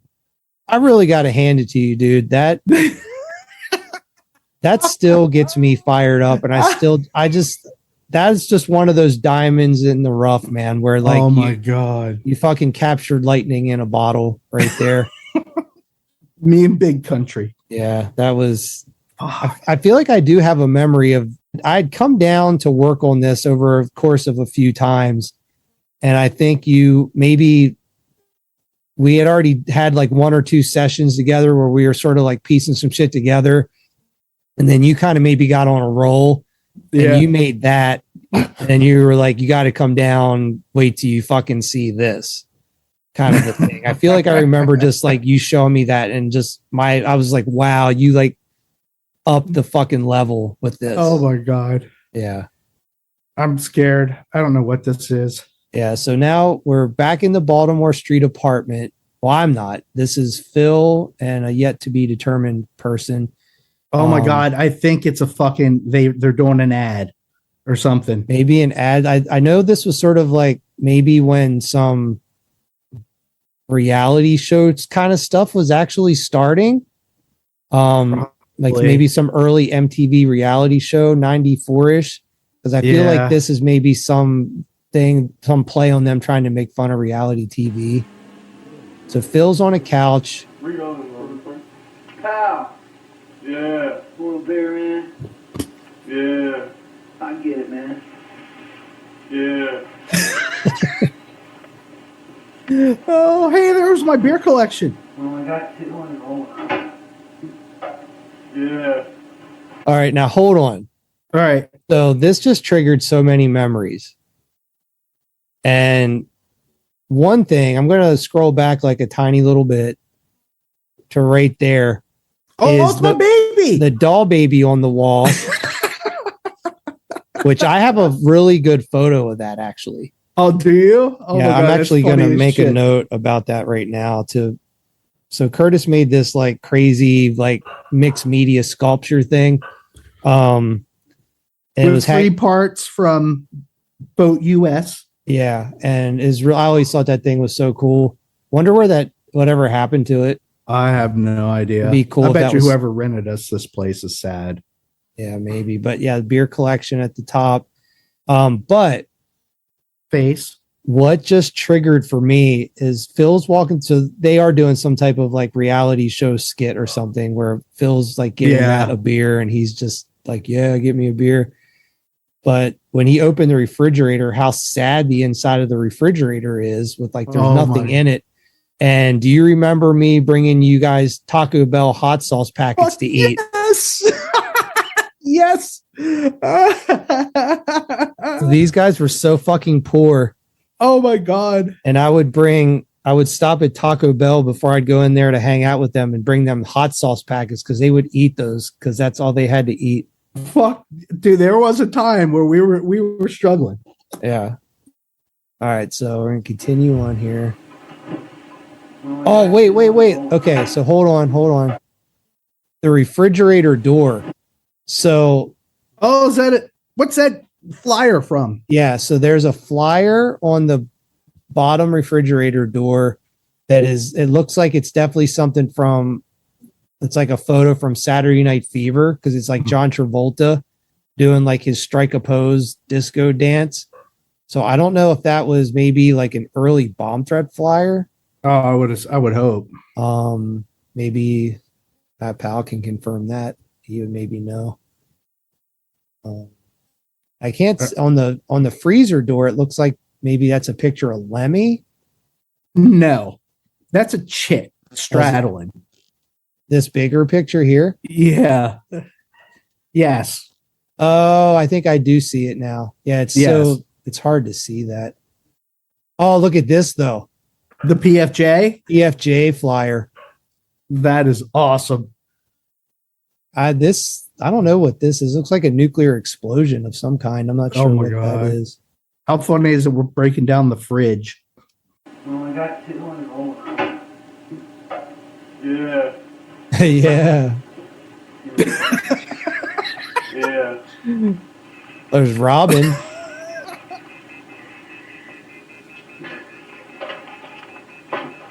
Fuck, I can't work with distractions. Good beer, ain't it? Yeah. That's it. That's the first episode. That's the first episode. Oh shit! Oh my god! So, that last clip was Matt and Phil's attempt to make like an episode of a reality show, and it was maybe funny, maybe not funny. Funny to us, not funny to anyone else at all, probably. Oh my god! But the next part is fucking another classic clip. So before you start it, I want this soundbite. Like, I want you to give me this fucking soundbite. Yeah. I remembered this like out of the blue, and I wanted this to be one of our glitch in the matrix fucking soundbites. Oh, I see what you're saying. Yeah, yeah. So anyway, fire away because I don't know what I'm going to be able to say. Do you want to talk about it before we start it to like cue up what it's going to be, or do you want to let it play? So this is yeah, we should talk about it first. This is a porn clip, and it's 2 girls, and it's like typical like porn movie like setup. They're like 2 girls at like a desk, or maybe they're on a couch or something, but they're like having a quote unquote meeting. So it's like before the act goes down kind of setup scene. But we did actual voiceovers. So this is, I believe it's both of us. Yes. Yeah. Yes. Trying to impersonate these lovely young females talking with each other. So yeah, here we go. Give me back my bond thread tape. I don't have it. I guess you do. Bring your ass over here and I'm going to strip search you for it. Come on, right here, now. Okay. Shit. Is it down here? Huh? Are you down here? Okay, so you hear us doing these voiceovers of these girls talking to each other, and as it gets into the part where she's saying, "Is it down here? Is it down?" Or we're saying, "Is it down here? Is it down here?" The one girl both the girls get up on the desk. They start making out. They're like rubbing on each other. So they're obviously we're making it look like they're looking for the other one's bomb thread tape. Oh, I can't remember. I know who I can't remember her name though. Shit. Oh, like the actual actress. Name. Yeah. Sad. Oh shit. So again, back to what Curtis had said already, that we were lacking content.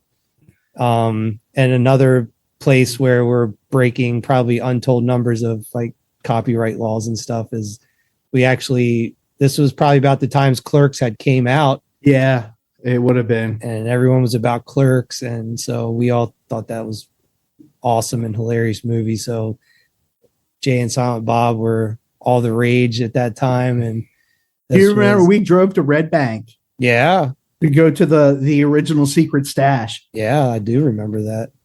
So anyway, we just have this clip of the Jay and Silent Bob from Clerks. I'ma fuck this bitch. I'ma fuck this bitch. I'll fuck anything that moves. I'll fuck anything that moves. What the fuck you looking at? I'll kick your fucking ass. Shit, yeah. So that motherfucker so young looking. You know, tonight we're gonna rip off this fucker's head, take out his fucking soul. Mommy, if he tries to buy something from me, I'm gonna shit in the motherfucker's bag. What's up, baby? What's up, sluts? What's up, sluts? Fuck off, you rude motherfucker, you know that? You're cute as hell. I like to go down Oh my on you, God. suck you, line up 3 other guys, make like a circus seal. You fucking faggot. I hate guys. I love women. Oh my God, Snowball. Okay. Oh my God. Oh my God. That's PJ Sparks. I tell you that right now. This is the part of the video that unfortunately no one will ever get to see. And it's probably one of the best parts of the video other than the fat girl edit. Oh my God.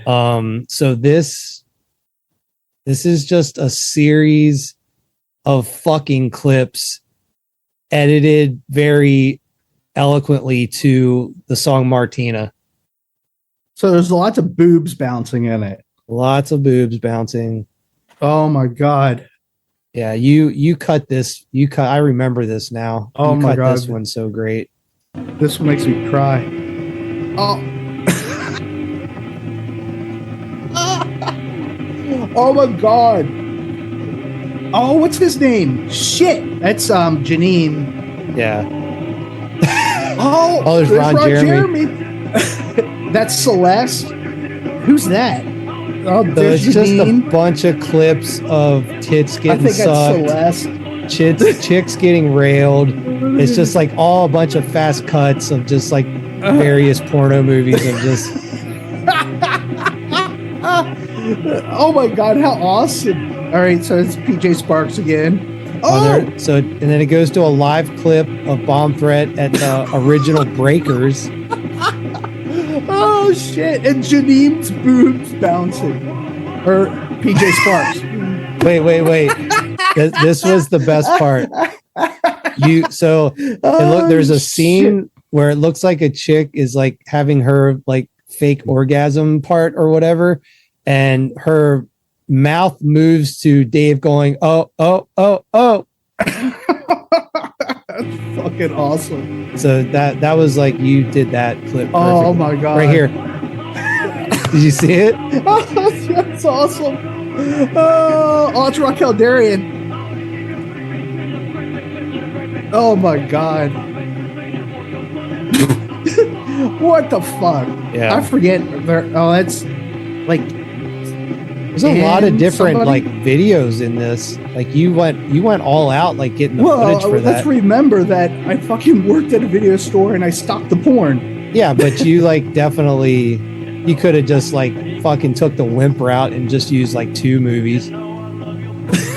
Okay, so that's a good fucking cut right there. So no, I love your pussy, but I like your titties better. It's right there. I can't even take a picture of that. There's a girl in a mini skirt, and there's I guess it's a woman's hand. She's holding a wine glass, and she uses like the base of the wine glass to lift the girl's skirt up as that line is said. Oh my God. That's a pretty good cut right there.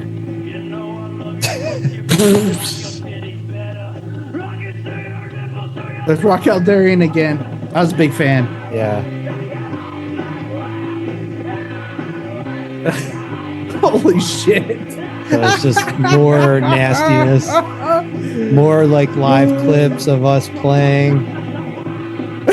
That was a good cut. That was too. So the suck part. Oh my God. Curtis does a series of super quick cuts that match with the suck. So you just see multiple varying suck scenes. Oh my God. I think I used that clip a couple times. Oh, money shot. Yeah, I wasn't ready for that. Yeah. I didn't think I would have done that. Well, it is the end of the video, so. Yeah, true. Some strap-on action. What the Still fuck? lots of strap-on action. Oh my God. Okay, so that's newsworthy. So the final scene is a girl with a strap-on her mouth. using it in the normal place you would use that. Oh my God. What is that? Some like dominatrix video? I guess that is part of the Lefemme Erotiques video because it's clean. That is funny as shit, though. I don't remember that. Wow. Oh my god, that was All magic. right. So how do you feel about that? Is it as good as you remembered it? I wish it was better. You but wish yes, it was pretty fucking funny. What would you change about it? What didn't you like about it? Well, I don't know how far the sync is off with it. So, but it looked like that shot with PJ Sparks was on. So yeah, maybe it's in more sync than I think it is. Yeah. But there's just, you've cut video before. That shit drives you nuts. No, I get it. But like, I mean, based on the fact that was made 27 years ago, I mean, okay, well, that's a good point. That was like pretty fucking good for back then for being not done on a computer, being done with 2 decks. That was a lot. Okay. So let's like take it technical for a second though, for real. You could make a video like that nowadays in 2 hours if all the footage is available to you, you knew where you were pulling from. Yeah. Knew where you were pulling from. That's like maybe a 2-3 hour edit.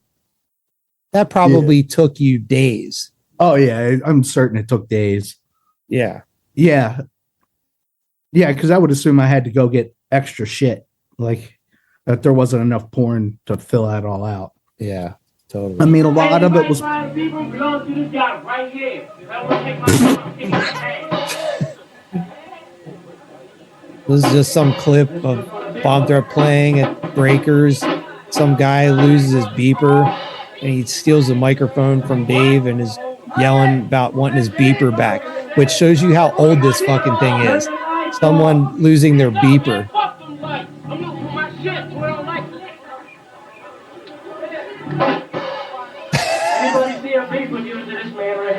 Matt with the fucking rim shot. Oh shit. So this is another clip that I have released. This is on the Instagram. So this is a section, a little side movie that Curtis made. It's the Kurtzilla film. That is magical. If you want to see the Kurtzilla film, that's on our Instagram. That is fucking hilarious. Oh my god, the THX. Yeah.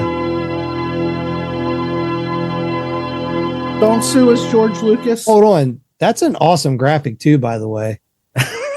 Like honestly, like that we should make that a shirt. Fuck, dude, that would be fucking awesome. I kind of want that as a shirt. Fuck yes. Like even like shitty. Like I don't even want it cleaned up. Like I want it to look all pixelated like that. Oh my god. That would be pretty badass. Though I'd like the top of it to be kind of fixed. Oh, like finished off, yeah. Yeah. The bottom not so weird. Is in trouble. Yeah. Yeah, boy. Look at those fucking old ass pants. I was gonna say, can we talk about the whole outfit in general? My Nike flights. Yeah. So was the green sweatshirt on purpose to look like Godzilla, or was that just a coincidence? It was a coincidence. Yeah, I wish I could say that was no. Yeah. So basically, it's Curtis. You were at work, right? Yeah, this is the one video store I worked at. But what was awesome is the guy who filmed it had no clue what I was going to do until he pulled the camera up and saw my little scene. And he knew it was coming. Gotcha. So what I did was drew on a bunch of fucking little Laserdisc boxes and made like a little Tokyo for me to jump on. Yeah, I highly recommend everybody to go to our Instagram and watch this because I find it hilarious. I think it's awesome. Yeah. It's just short and sweet. Okay, so I have no clue what's next. Is it lawn dart? Man, I want to see you turn on that heater, man. Oh my God. So, in a previous episode, we had mentioned about when Bomb Threat recorded Crazy Wax Stupo, our friend John Wiseman, who was the singer of the band The Way Outs, he had came down to hang out with us, and he was hanging out in the studio, and I don't know if he was like hungover or like he just was tired, but he ended up taking a nap on the floor. And there's this clip where he's like sleeping in front of this fucking like salamander heater. And you can hear Matt Powell talking about he's going to go over and like turn the heater on because his head was like right in front of it. I want to burn his forehead, his skin off his forehead. Yeah, I see people like that. They catch his hair on fire. That's alright. Oh, so that for some reason that clip cuts. I don't know why you cut that. I don't know. Don't yell at me. No, I don't know. But so now we're into Pee-wee's Big Adventure. Pee-wee's Big Adventure, where Pee-wee's riding his bike through the movie studio at the end. Oh, is it just? Oh my God, is that why? It might be just because of them. So it's the part where Twisted Sister's on the car, going down the little alleyway. Pee-wee's riding his bike. He turns on his oil slick. There's a Santa Claus sleigh following him, being pulled by a boat. Here we go. Oh, that's why. Yeah. So the Twisted Sister clip from Pee-wee's Big Adventure going into Bomb Threat covering We're Not Gonna Take It from that same show at Breakers. Yeah, I only think I had one show. Yeah. Damn. Fucking little babies right there. Yeah. So I'm guessing, I'm like 19 in this video. Probably just turned 19. Maybe even still 18. No, because I moved. You're probably 19 or 20. Well, no, because this is 90. This was sometime in early 94, I guess. So yeah, I wasn't even 20 yet. Yes. So apparently it's the whole song. Yeah, I think I did. Well, hey, we didn't have a lot of content, so yeah. And weird too that not 100% sure why, but playing with my back to the crowd. That's very odd. I don't know if I was maybe still in a scared to face the crowd anxiety phase or something. There's no way. Maybe. It's weird. It's like there was almost like something going on that I was turned to the crowd. Maybe it was a somebody sound. had bad breath. Maybe a sound thing. Maybe I couldn't hear my amp. There's Lockard, I think.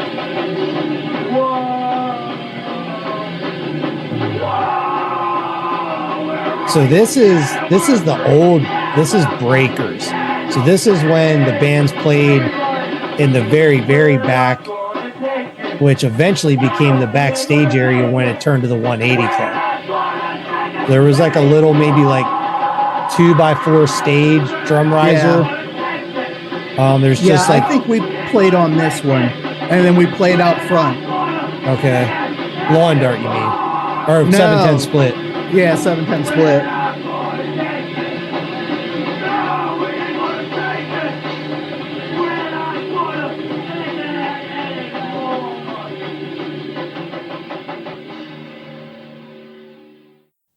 Oh my God. We don't have to watch this.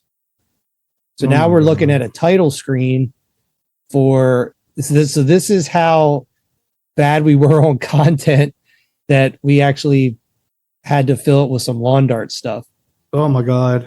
Like I said, we can skip this. So cool title screen, Lawn Dart with a actual lawn image of a Lawn Dart. And 1991 through 1994 RIP. I feel like this part of the video was probably more my idea than yours. If I had to guess, because I feel like you wouldn't have wanted to fucking have this in here. Look, because I'm sitting here shaking my head. Oh my God, is this I'm not sure Is it what the is. Grange Hall? Yes. Oh, it is. Oh, with Ramon. So I also so I'm gonna pause this really quick. So yes, I'm rocking a dashiki. I was mistaken. I have more clips of this video on our YouTube channel than I thought I did. So so really the only stuff that isn't on the YouTube channel is the shit that's boring and goes on for too long or just is too porno to be on YouTube. Damn. So yeah, so the Fat Girl videos on YouTube, the Kurtzilla is on the Instagram. This lawn dart footage I'm pretty sure is on the YouTube channel. Oh yeah, is the we're not going to take it on the internet? No. No, it's not. See? No. But I remember the shirt because that's that store that we used to go to. Karmic Connection. Karmic Connections. Yeah. At Fells Point, or not Fells Point. No, you're right. Was it Fells Point? Yeah, so this is footage of lawn dart playing at the the Wilson Ruritan. Oh, look, there's Gene, Bob, Troy. So this is left. This is the infamous show where the left played poker while lawn dart played. So there's Andy. I'm in there. Bob and Gene. Ramon with hair. You with hair. Talk about your nasty ass fucking dreadlocks. Nice. What the fuck are we taking a video of here, people? Move. There's Matt and Gabe over on the far side. There's Troy's sites. Oh my God, Gene and Bob. Fucking horrible. Why is that on there? There's the Kramer. I love the Kramer. Dude, you have a sick fucking perv stash going on right there too. You have like once again, kids, testosterone, magic of the gods. It's like you definitely are rocking like adolescent like pube stash right there. Oh my God. There's Andy, heckling Dave, Cowboy Carl. There's Phil. There's me. There's Dave. Oh shit. I have a Vikings beanie. That's amazing. What the fuck? Nice zoom. Yeah, I have no idea who's filming this. What the fuck? We need a spot banner. Make a spot banner. We want to do it. Oh shit, come on. The door, man. Are we really gonna do another song? Oh my God. So whoever's filming just walked in to the quote unquote stage. There's Bill. And is filming the left playing cards in front of the drums. Ramon looking like Jesus. So those drums, that Tama kit, that's Matt's. That was Matt's, but it was also Robbie Alter's. Oh shit, that's right. Yeah. Yeah, whoever's filming this is blowing it. But I don't know who would have filmed it. They're kind of doing a good job in a way, though, because it's cool to see everybody in the crowd. He did that. Oh, Andy. Andy definitely wasted. Oh my God. Throwing shit at Dave. Oh, Rich. I forget that kid's name.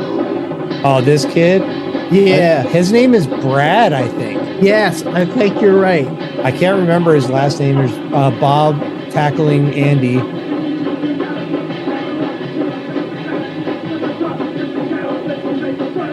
This is Dave before he was a total rock star. Yeah. Well, Cowboy Carl, Dave. Yeah. Cowboy Carl. I still say this is one of the best lawn dart songs, though. So, big. That's fucking funny. Evil sing along. Everybody's piling on Cowboy Carl. That is so fucking funny. So the fact that I think this song was written between Sheets and Gabe's house. Okay. Like that was the extent of it. Like we were on fire.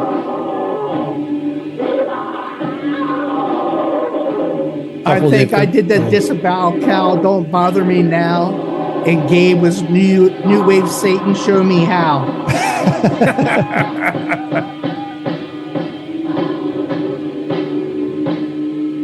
Actually, I don't mind the filming. Yeah, no, it worked out really well for what we're doing right now. Yes. To like talk about this because it's gives us a lot there more. You are. Look at you. I know. Hella young and skinny. Holy shit. Look at the setup. So yeah, that was cool. I haven't seen that clip in a really long time. It's definitely lots of Potty Mouth alumni in the clip. Yeah, oh my god, yeah. It's the whole fucking family. Yeah. So another title screen now. It says once again our feature presentation. I'm not sure what we're going into next. I don't know. I guess it's I don't know. Another clip from Clerks. What is that anyway? Oh, this is the sucking dicks clip. I'm 37. 37. My girlfriend sucked 37 dicks in a row. Oh, okay. So now that cut makes sense. So we had cut from John Wiseman being in front of the salamander heater, and now we're back to that clip, and people are stacking dirty socks on his head while he's passed out. And I will also point out, I just noticed he's wearing a long sleeve sweatshirt of the same design of the shirt that Phil was wearing that I hand screened. And I think there was only like 2 of those sweatshirts. Damn. So if that thing's still floating around anywhere, which I highly doubt, but if it is, it's worth like 10 cents on eBay. Oh my god. Oh, he woke up. Oh no. So John just got a... Why the fuck would you smell the sock? Yeah. Why the fuck would you smell it? So someone came over and put a sock on John's face, and he woke up and he stood up all groggy, and then he smelled the sock and threw it. Oh my, why would you do that? Everybody's laughing at him, but he's taking it like a good sport. Oh my god. Listen to that ring. God damn. Before I kick your ass. Oh. You ain't whooping shit. Now shoot the dice, you snaggle-tooth motherfucker. What the hell is that from? That is from Harlem Nights, which is one of my faves. I've never seen it. Fucking movie. Oh my god. That fucking movie's awesome. Because I had the hots for whatever the chick's name was. Jasmine. She was on Different World. I can't remember her real name. And I don't know. It was Eddie Murphy and Richard Pryor. How the fuck can you go wrong? Yeah, I'll have to check it out. I've never seen it. It's on HBO, I believe. Oh, cool. So now we have a title screen that is BT's first practice. I'm not sure what this is. I think I know what this is. I think it's the Slits. Oh, it is. Oh so my God. It's footage of the Slits, I think, from the punk rock movie. Yeah, I think so. So we just, I guess, thought it was funny that, oh, like, this is us at our first practice. Oh my God. I like the Slits a lot. Yeah, I do too. They were a highlight of this video for me back in the day. Yeah, they are. I forget who it was, but when I was in probably like 6th grade, I traded somebody a tape or something. Traded like a cassette tape for a copy of the punk rock movie. Oh, that's crazy. And that was like a pretty influential video for me, actually, just because it was really the first time I had seen, I guess, like real slamming and like sort of like an actual like punk show. Right. That's crazy. This is funny. This is from a porno. Yeah, I was like, I don't even know what this is. I think we edited the shit out of this as well. Maybe not, but we'll see. Yes, so this is like a photo of a classified ad from a newspaper and somebody doing narration over it. The ad appeared in the personal section of a number of newspapers. The result was a motion picture unlike any motion picture you have ever seen before. Oh my God. People from different walks of life. I do want to stop really quick. Yeah, I want to have a technical discussion. So the effect that's being used on this screen, so they're like, it's a classified ad from a newspaper, and they're doing like a slow zoom in on the text. And there's a red circle around one of the ads with an arrow pointing to it, like someone had handwritten, like, you know, pointing at this particular ad. But then there's an effect that's on it to make it look like there's like a flashlight shining on it. Yeah. Which obviously is not happening. But how do you think they did that? Because this would have been sort of, I mean, Photoshop existed, but this is probably something that was done analog style. So do you think this is some type of like a mask with like a cellophane or something? Yeah, I was gonna say like a piece of acetate with like a 30 or 40% like gradient on, not gradient, but like a duotone dot, maybe. Yeah, like the actual lighted, like the lit up part is actually the paper, and then the gray is like that film. Yeah, film over. That's what I would think. Yeah, which is like kind of cool. I just sort of like picked up on that. Oh my God. Yeah. All right, keep going. Real people who volunteer to discuss their sexual attitudes. And unfortunately, you can't read any of it because the quality. No, I wish I could. Yeah. So the ad below it says Valley Girl. Yeah. Explicit sexual acts on camera. An engineer, a school teacher, a housewife and mother, a legal secretary. Okay, so now it makes sense. I totally forgot about this part. Oh my God, that's fucking awesome. So it's talking about this ad in the paper and talking about, I guess the basis of what the guy's talking about is it's like talking about people from all walks of life are like into porn, I guess. Is that what No, it was more like it was an ad to see how many regular people they could get to be in porn. Oh, okay. Yeah. So then the first like clip or two is showing the actual footage that Curtis used, which is like, shows like, looks like people from the 70s and 80s who were like normal couples sitting on like a park bench or something. And all of a sudden it cuts to freeze frames of like individual photos of all of us. So the husband and wife, I think, is the one that made me laugh because it was Matt and Matt, I think. Yeah. But that's Matt there. So it might have been. Yeah, there's Dave. Oh my God. That's another one that won't make it. Yeah.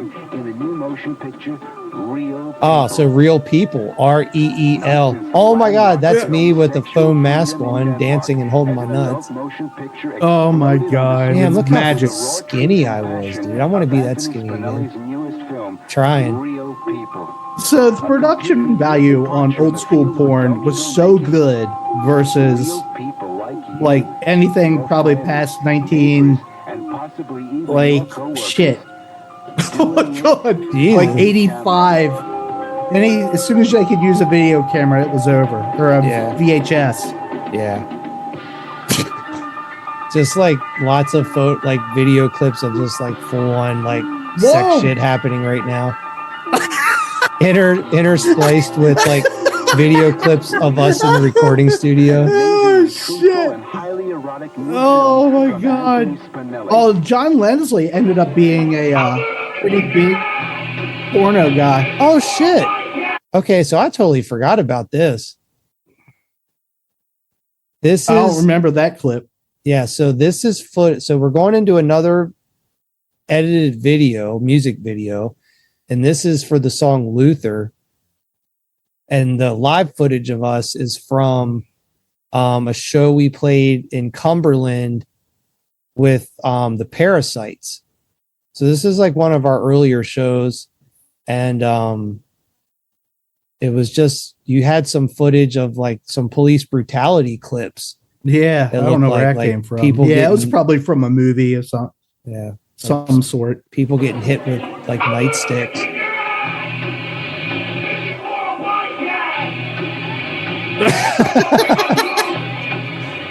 Oh, Reservoir Dogs. Dogs.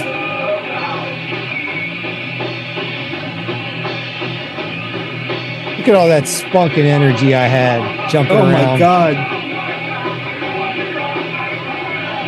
Yeah, I forget the name of this place. This was like, I feel like this was like a hotel or a restaurant, like on the side of a hill in Cumberland.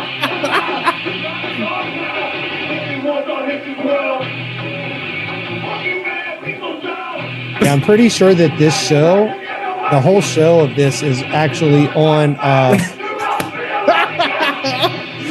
oh my God. Hold on. We got to back up.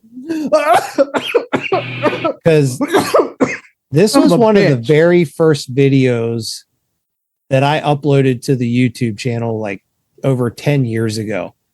When I very first started like digitizing everything. Because this was back, the reason why this is coming back to me is this is in the days of YouTube when I think you could only upload maybe like 10 minutes at a time. So I had to upload this video in like 4 or 5 parts.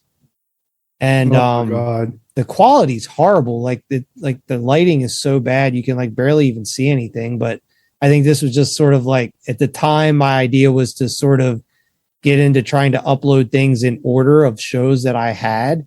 Right. But that quickly did not happen. Nice. So anyway, there was a clip. So that's Andy. Somebody pantsed Andy at the show. Yes, but this is at that, back to that lawn dart show, I think. Yeah. Yeah. So he gets pants. So there's a clip of him pulling his pants back up. And then it just like into a good porno clip. Cuts into this porno scene of these 3 girls just going to town on each other. I think I was really worried about the beats per minute there and trying to sync that up. Oh my God. It's from fucking Brady Bunch. Clip from the Brady Bunch movie. Where the fuck did that come from? They're like all running down the stairs, bumping into each other. Holy shit. Where the fuck did that come from? Yeah, I think the fact of it just being random is why it was in there.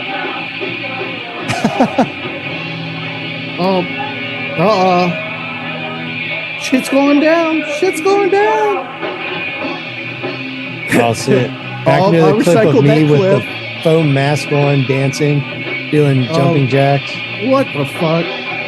Yeah, I'm not sure. Cut. Oh, you don't have to cut. I'm telling myself I should have cut that shit. Oh, yeah. Went on too long. Yeah. I mean, I am doing a pretty awesome dance, but... Well, we could have fucked it up there. He's got an old lawn dart. Not lawn dart. I'm wearing a fucking cowboy hat at that show. You look good. I think you were trying out for the village people. Maybe. What, and Dave's wearing, what's it called? Yeah. Well, there's Dave breakdancing at the fucking Breakers in a Gorilla Biscuits t-shirt. Oh my God. Now a clip of Reservoir Dogs. Tick, tick, tick, tick, tick, tick, tick. How many dicks is that? A lot. Oh, wow, that's it? Okay, so now we have more title screens directed, produced, and designed by...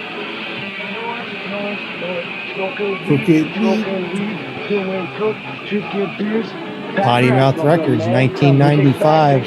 Sweet. With some more Clerks audio in the background. What the hell? Oh my God. The end title screen, that's fucking pro looking. Looks like I did that. That's so terrible. All right, let's see. Wait. Oh, that's it. Oh my God. I'd like to say that was magical. It was something. I think maybe I've watched that enough over the years that I think the stuff that I have put on social media and or YouTube is the stuff that's the best stuff in there that can be shown. Oh, like, I was gonna say. Yeah, like because the Martina video I would love to show, but that's never gonna happen. The Luther video is pretty cool, but the Martina is the gold. The fat girl video, which is on YouTube, is gold. Nice. The Martina video is gold. But yeah, so how do you feel after watching that? What are your thoughts? I don't know. It wasn't as well. It depends on how you define bad. Yeah. It wasn't as bad as I thought, but we were only in it a little bit, so that makes it work for me. The editing I wish was much better, but at the time, it is what it is. Like, it would be awesome to not redo it, but just like, but those resources aren't available like they used to be. Yeah, and I mean, I think it's just one of those things where it's a snapshot in time. To me, this doesn't fall into the category of like a re-record or like a re-edit. Like this is something that should be like left. This is like the Ark of the Covenant at the end of like Raiders of the Lost Ark. It should just be like boarded up into a wooden box and like put away where it never can be tampered with, because it's perfect the way it is. The equipment you had at the time, or the equipment that we had, and like the little tablet maker to make the title screens and the editing. And I think it's really cool for two people that didn't know what the fuck they were doing at the time. Yeah. So what was the next video that we did? That's a really good question. Or would it be pizza? Would that be the next? My guess would be that the next video project would have been pizza. Wow, that's a huge gap, but yeah. Yeah, it's a huge gap. That's like a 5 to 6 year gap. Crazy. There may be some other things that we're forgetting about. But that's the first thing that really comes to my mind, that is something that was really fully edited with like new technology, like done on the computer, like nonlinear editing software kind of stuff. Yeah. Yeah. That I can recall. I mean, I can kind of go through the archives and sort of maybe fact check that, but nobody gives a fuck. Yeah. Let's be realistic. I'm pretty sure the pizza video's on the YouTube channel. I think it is, because I think the boys have called me out on it. Oh yeah. I think it's one of the probably the 5 or 6 times that I got high, and I think one of them is part of one of the videos. Oh really? Yeah. So you actually remembered getting high? No, but we were with no redeeming, so I assume I did. Gotcha. Like I said, that shit is all fucking gone. Yeah. Like it is like it. My brain kind of looks like what we just watched, just a little bit worse, or a lot bit worse. Brain scramblies. There's lots of things in that video that could never be seen. Yeah. In a public forum, but there's something I feel like it's not as bad as I remember it being the last time I watched it. So, and I don't know why. I can't put my finger on why that may be. I agree, sort of, but, and I mean not as bad as like it's not as offensive as I remember it being. So I think what happens, at least in my perspective, is what's offensive is like so almost taboo now. Not taboo. I mean, fucking porn. Everybody's fucking porn's readily available to everybody. It's easy now. But Clerks kind of like, it probably trailblazed it so that we're where we are now, kind of societal wise. So language and shit isn't half of what it was. Yeah, totally. Well, I mean, I think I was even really thinking just literally from the standpoint of the porn sections in there. And it's almost like all that old 70s and 80s porn just seems so almost like innocent. It's like so innocent and antiquated compared to like modern porn that maybe that's like it almost was like comical to watch that versus like offensive. Right. Well, in the majority of that was actually better than average. Yeah, if there can be a level like the guy who we stole a lot of the clips from, like he was an actual director and did not, I don't know, he might have done low budget shit, but he was like, he came from Playboy. He wasn't like, he actually shot like erotic video. So it was like that shit was tame, but it had like a hardcore edge to it. Yeah. So I can see exactly like, but that clip from what was it from the Luther video? I don't know, dude. I don't know if I want to see you. It was a DVD. Oh. And this is sort of completely off topic, but that you just made me think about this because I had this exact thought this morning. I was at the gym. Oh, Jesus. On the treadmill running, and they were like blasting music. They're like, I don't know, like it's always different in there. Like sometimes they have like hip hop music, and some like today was like a rock and heavy metal day in there. I never picked up on this before, and I don't know why this never clicked with me. And I was like, oh my God, like how have I never realized this? I kind of felt like a dumbass. But Eye of the Tiger, which was on the PA today at the gym.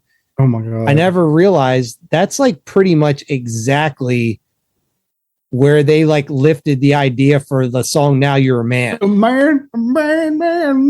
Oh my God, that song's so fucking awesome. It's like, how did I never see this before? Like it's so obvious. You know what? Once I never it even clicked. thought about that either. That's funny. Yeah, now it's I'm like gonna have to listen to it, but then it gets stuck in my fucking head. Yeah. Because I was singing. I'm like running on the treadmill. Trisha was beside me, and I was like, oh my God. She's like, she like thought like something was wrong with me or something. Like, I was like, this fucking song is Now You're a Man. I never noticed it before. And then when the part, I mean, they're like blasting the music in there too. So it's like, they can't hear you talking or anything. But when the part came in where I was like, live it. Oh my God, you got to link that shit up so people know what the fuck we're talking about. Yeah. Oh, which by the way, I'm pretty sure we talked about this already on last week's episode or the one before, but if not, I'm just going to reiterate again. If you haven't watched the 25th anniversary South Park concert, I think it's actually on YouTube now. If you're a South Park fan, if you're a Primus fan, if you're a Ween fan, fucking watch this concert because it, like, not exaggerating, it brought tears to my eyes of happiness. God. It's one of the fucking coolest things you'll ever fucking see if you're a fan of any of that stuff. It's fucking amazing. So that just reminds me, back in the day when you could change, or when you could put sound bites on certain aspects of your program, so when you close something it would make a noise or whatever. Oh yeah, I used to do that shit. Fucking me, the guy I sat beside me at work, I put the Timmy on his when he closed a program, so it didn't happen all the time. Yeah, just every so often. Yeah. And I heard him close it one day, and he's like, "Fuck! I keep hearing Timmy." I couldn't even hold a straight face. I was in fucking tears. Yeah. Okay. Oh my well, God. I can add even more to that story. I have a picture. If I still have it on my phone, I'll put it on the website. Trisha sent me a picture like a week or two back. She was like, check this shit out. She's like, this is in the parking lot at work right now. Parked in a handicap spot at her work, a car with a license plate I think it's Timmay.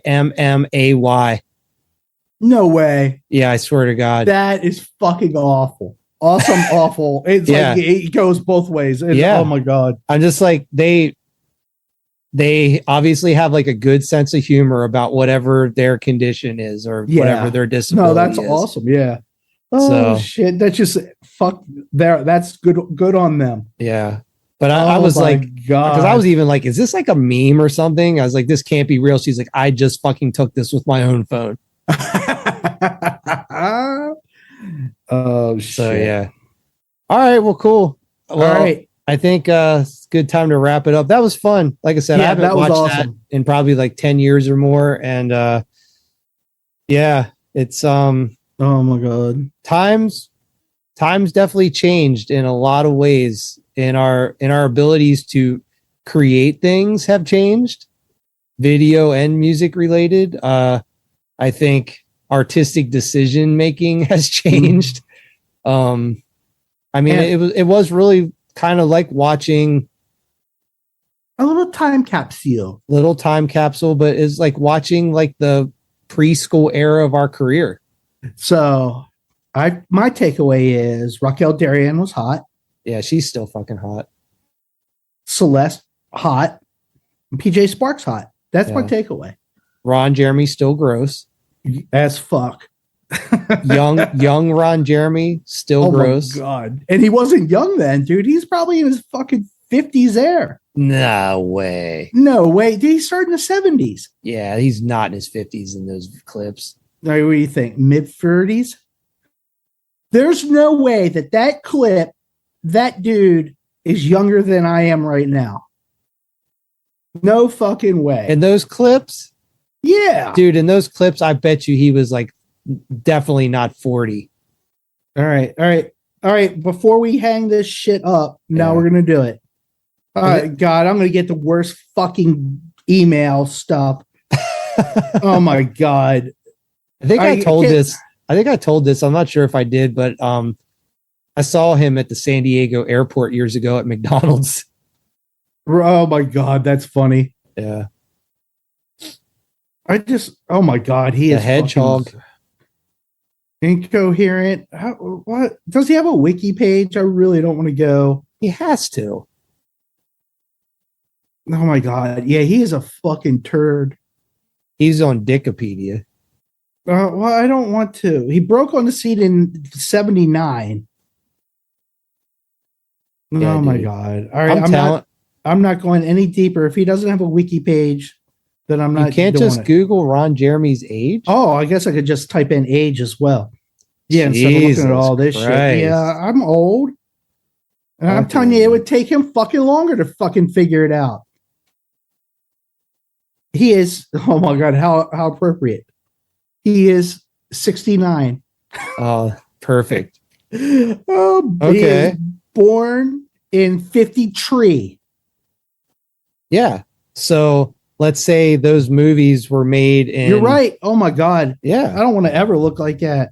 Yeah. So he was like in his mid 30s in those clips you were using. Oh my God. Yeah. Dude, he was in his prime there. Prime hedgehog. I remember listening to somebody bitching about how Viagra fucked everything up. It wasn't him, but because like it was the fact that they could get it hard on film in front of a bunch of people versus, at home with your lady. Yeah. That was kind of what made them special and made them do what they could do. And that Viagra fucked it all up because everybody could get a fucking hard on and run around for 6 hours. Gotcha. I see what you're saying. Yeah. So like their special talent was like on command boners. Yeah. which is an awesome song title, by the way. Oh my God. Yeah. OCB, baby. Oh my God. You got to fucking text that to me. We'll give Fred and I something to fucking write this weekend. First there was OCD. Now there's OCB.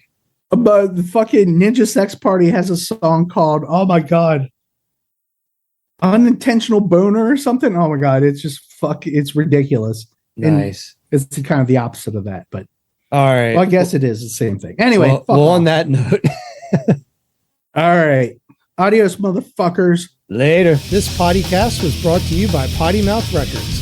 Contact us at pottymouthrecords@gmail.com and find us on the web at pottymouthrecords.rocks. That's .rocks.